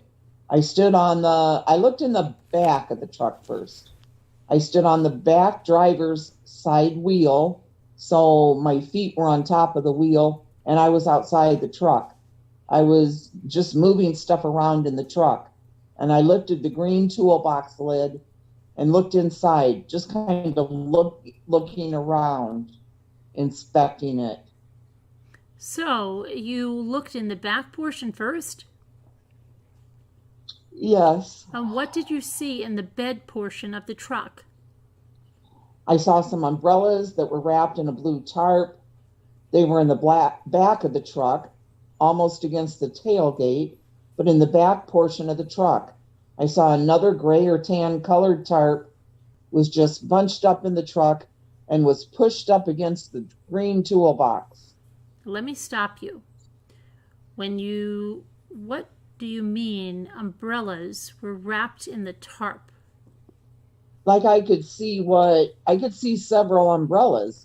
I didn't count them or open them, but I know what an umbrella looks like. I saw some umbrellas and there was a tarp around them, but it wasn't like tied around it, so I could just see there was a tarp around some umbrellas. And when you say, talking about the umbrellas, what kind of umbrellas are they? They're like patio umbrellas.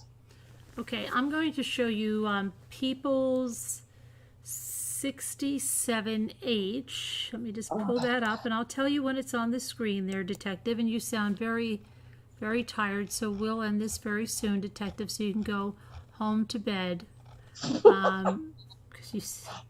Let's see. Oh, hang on. Sorry, you could hear my yawning. Yeah, I'm sorry too, Detective. Just let me get these pictures up on the screen here. Actually, you're making me a little nervous, so I'm looking for 67H, and I'm just going to grab that. Please, it's making me very nervous and unable to find what I need. I get really nervous when I hear that kind of yawning. I feel like I'm being rushed. Why does that make you nervous? Because my wife does that to me. And I'm sorry. I thought you were. I'm Rick Oh, DeStasso. no, your wife. Okay, yes. Yeah, my yes, wife I does that to understand. me, and I get very nervous with that. Okay, now did I say I'm going to show you 67? Let me just pull that out. No need to be nervous. Well, I'm just so used to my wife doing that to me. Let's see here. Okay, I'm here. Very sorry about that. My wife is going to hand me my head when I get home. Okay. Like I said, sir, no need to be nervous. I'm just one of those, what do they call them, beta males? Okay, here we go. There we go. Did I say there's 69 And I'm an alpha, so I'm telling you, don't be nervous. Okay, I appreciate that. All right, here we go. 67. This is supposed to be H server right there. Okay, I've got that up on the screen for you, sir. So that's 69H. Do you see the umbrellas that you saw in 69A? H.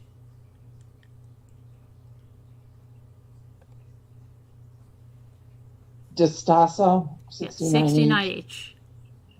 Yes, I see the umbrellas and the tarp.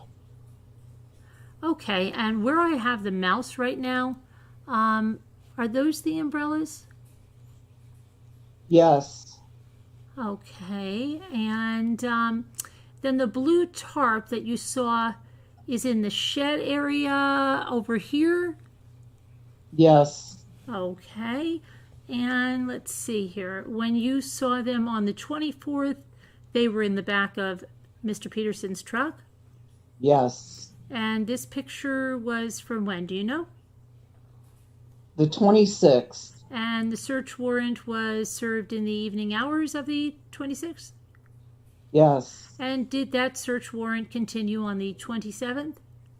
Yes. So when you saw these items on the 24th, they were in the truck, and on the 26th, you saw them right here in the backyard, and then the tarp right here in the shed area? Yes. Okay, and what is the number of that again? Oh, what is the number of that again? That's 69H, Judge. H? Yes, H. Okay. After you said a tan-colored tarp?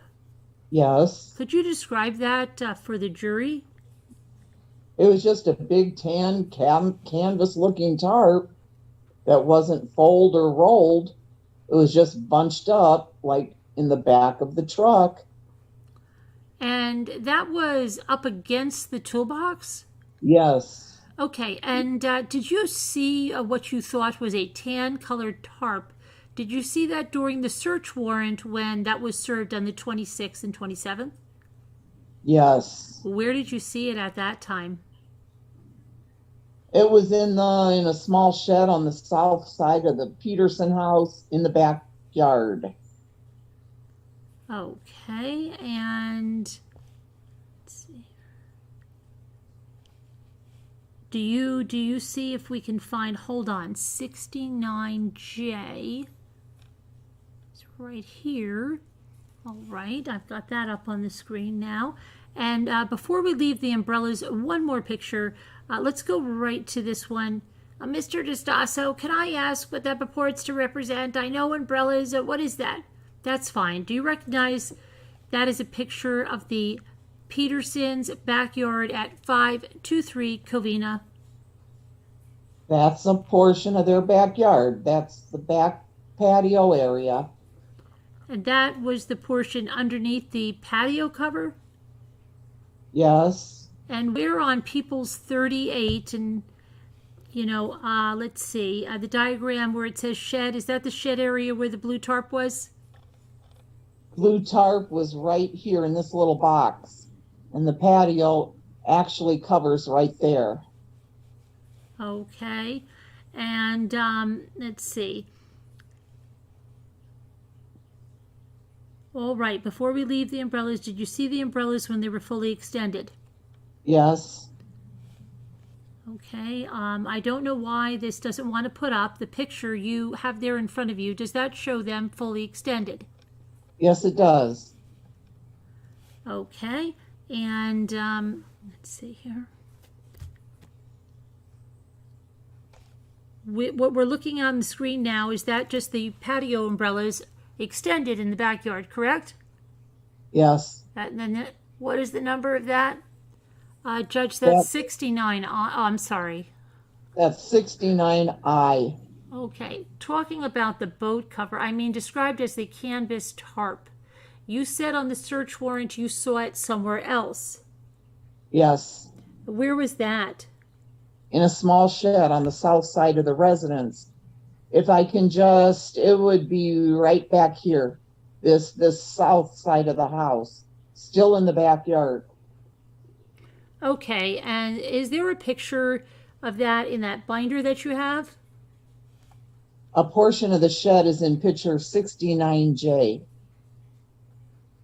Which is this picture right here, 69J. It's this plasticky shed right here. Let me see. Okay, so, and can you describe for the jury how it was that you saw the canvas tarp on that day on the search warrant, 26th and 27th? That tarp was listed in the search area. So we are looking for, some officers found it and they called me over and said, is this the tarp that you saw? They had taken it out. They had not taken it out of the shed yet. I looked at it and said, it looks like the tarp that I saw. And how was it stored? It was still just bunched up. It was in this shed. And there was a gas leaf blower on top of it, leaking gas on it. And then did you later see the tarp spread out? Did some of the officers take it and spread it out? Yes. And is there a picture of that in the binder? Yes, it's 69L. We spread it out because of the strong odor of gas. We couldn't put it in the ID van with that strong odor of gas on it. Okay, and let's see here. Going back to the 24th now, what you told us, what you saw in the bed of the truck. Did you see anything else in the toolbox area of the truck? Yes. What was that? There was some rope, about 50 or 100 feet of black and orange nylon rope. There was a bag of shotgun shells. There was some clothing. There was some loose shotgun shells in the bottom of the box.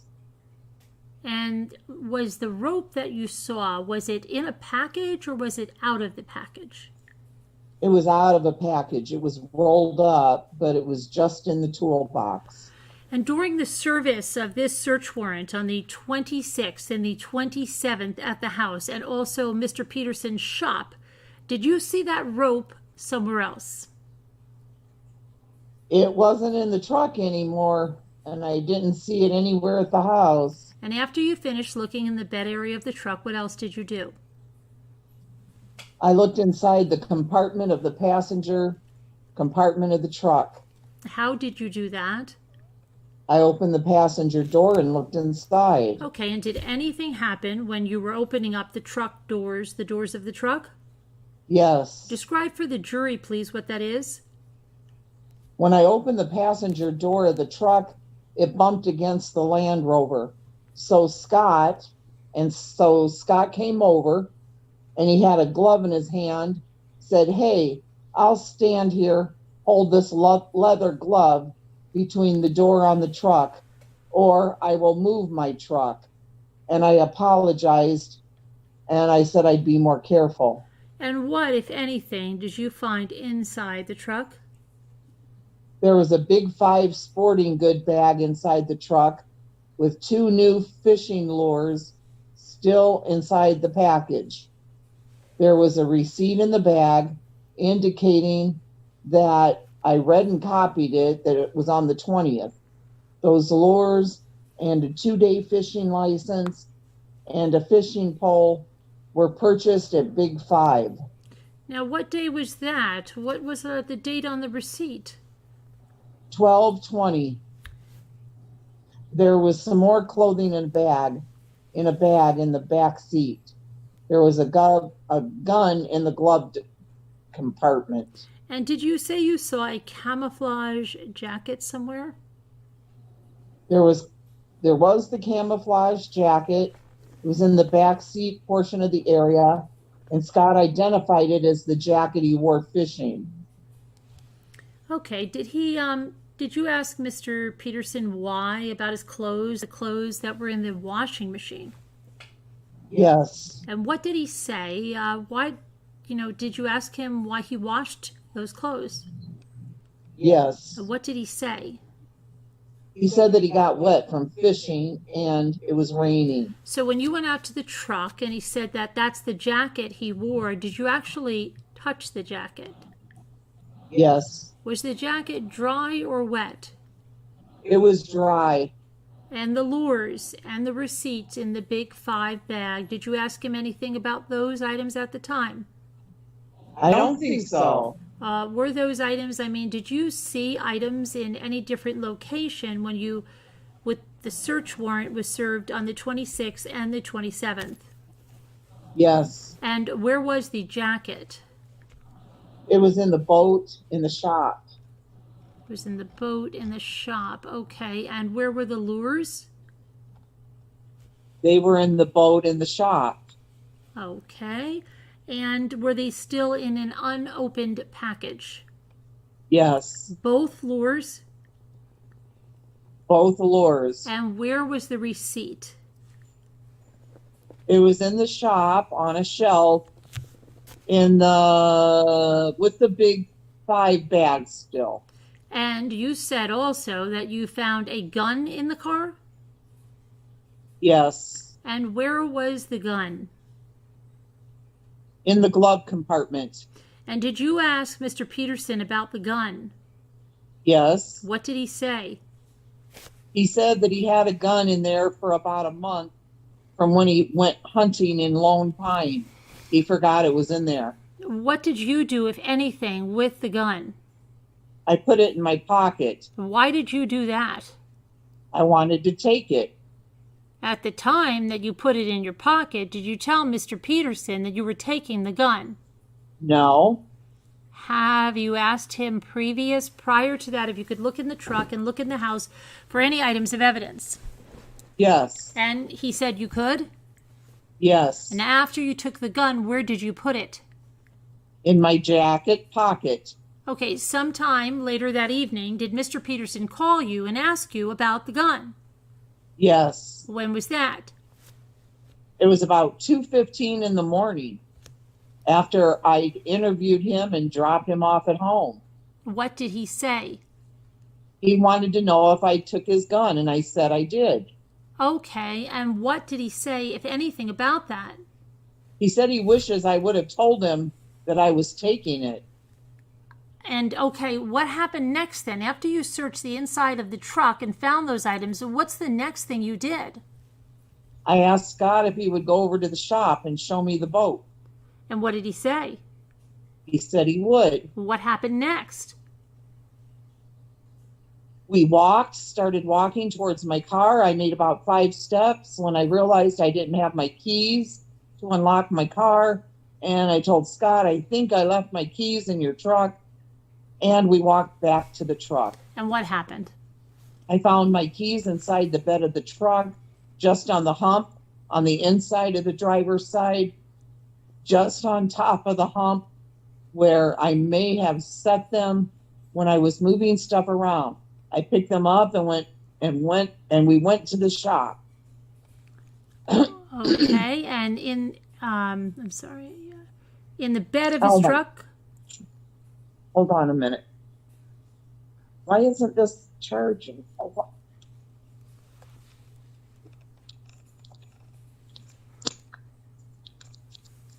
I thought I had this. It's okay, Detective Brochini. We're going to get to a point here in just a few lines where we'll stop for the day and we'll let the jury go home. Okay. Okay. All right? Let's Yeah, just because get it to- is ready to die. Yes, we'll get you right Oh, out of here, Mr. Brochini, so you can get home to your wife, who's probably has a good dinner what for you. then? What? Mr. Brochini? Yeah, I have it plugged in and everything. I don't know what. Okay, I must not have plugged it in the wall. I don't know. Okay, Detective. Let's see. You said that you were telling me about you headed to the shop with Mr. Peterson, and We drove to the shop. right. Let's see. Oh, wait. I found my keys inside of the bed of the truck. And I just asked you inside the bed of the truck. Hang on.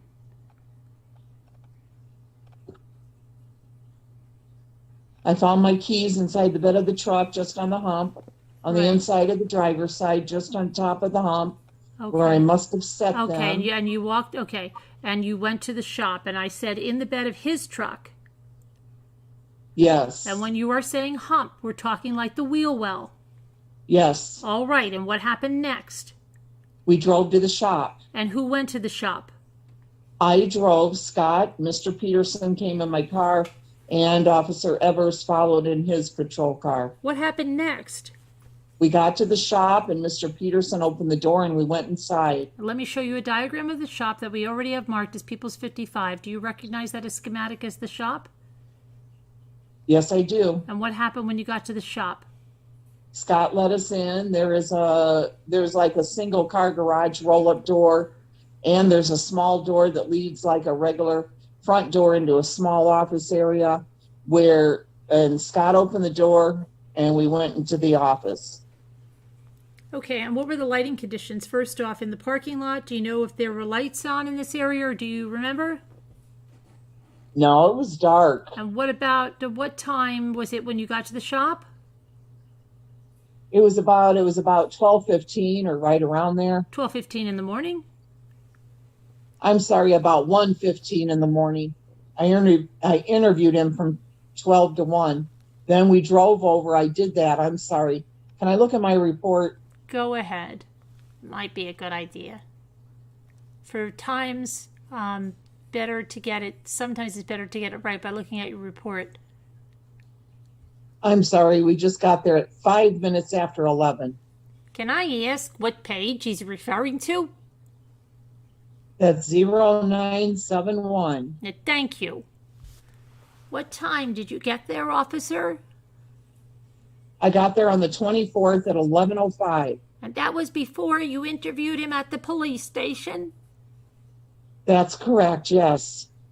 Okay, so you went in and you went in through the person's door, right? Yes. And who opened the door? The person's door.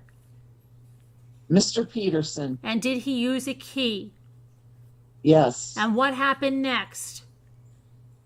I saw there was a computer. I had my flashlight. I saw there was a computer on the desk, and I noticed a fax on the table. And on top of the fax, I saw a date and a time. And did anybody turn the lights on or flip a switch or anything? No. Why is that? Scott said there was no electricity. Okay, I'm going to ask a question here. This is me off the record.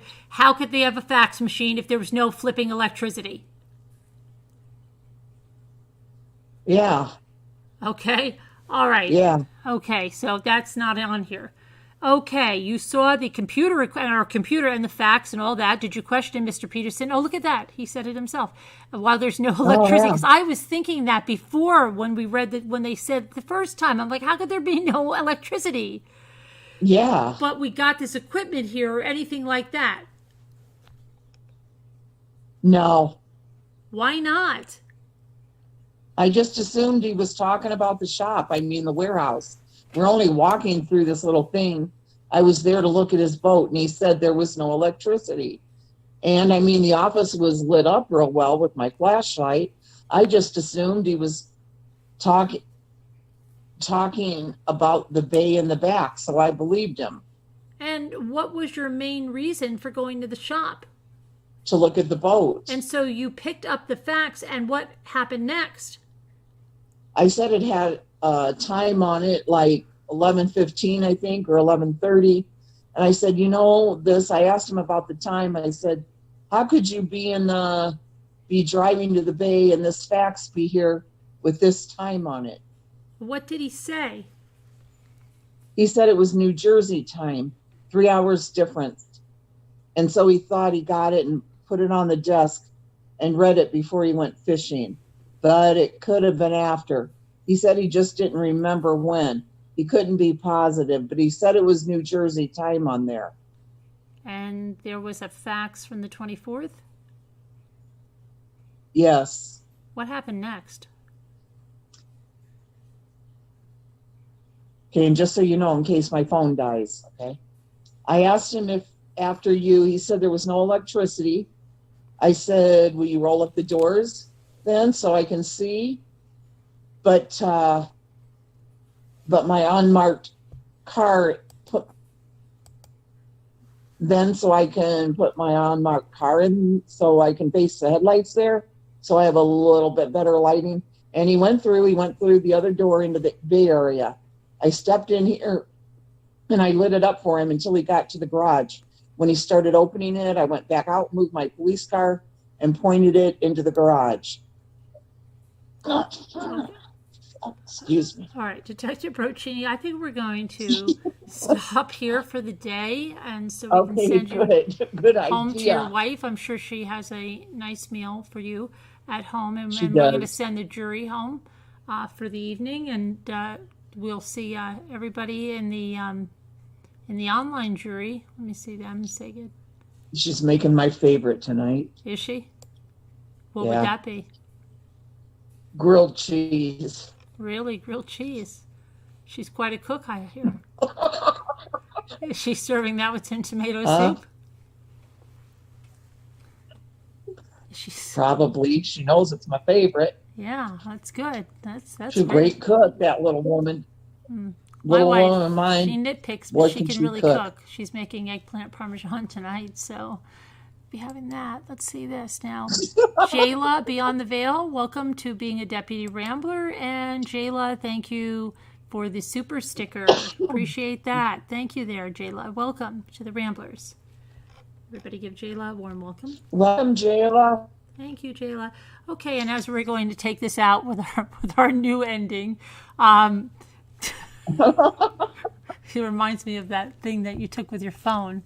But we'll say thank you to the moderators. I actually don't think there was a moderator in the chat for the last 3 hours. Do you know that? But we say thank you to the moderators anyway. No, I didn't, because I don't have chat. Oh, there's Mama Ames. She's there now. Okay. Hi, Mama Ames. All right. But I know there was one time Hi, I came Mama out here. Ames. I wasn't going to mention it because it was going well. Maybe Dylan was in the ninja mode. All right. But everybody take care. Prayers for all that need them. God bless. Love you guys. I'll see you tomorrow. And hopefully Detective Berchi. Oh, wait a second. Wait a second. You. We've got a big announcement. Tomorrow, Lisa wanted craft night. We're going to try it again. 10 o'clock. You can put your bets in the comments whether Lisa will show up to the craft night at the time of 10 o'clock p.m. There she is on cue. Eastern. So 10 Eastern. everybody put your bets in whether Lisa will make it to the 10 p.m. Eastern Standard Time craft night that she wanted to have. Just put it in the comments whether you believe she will show up or not. Okay? Hello? All right, everybody. We'll see you. Everybody, come on now, Scooter. We got to say it with enthusiasm now. Everybody says you're Good off. night. Bye. See you tomorrow. Bye. 10 Bye. p.m. Bye. You're not doing it like me. Bye.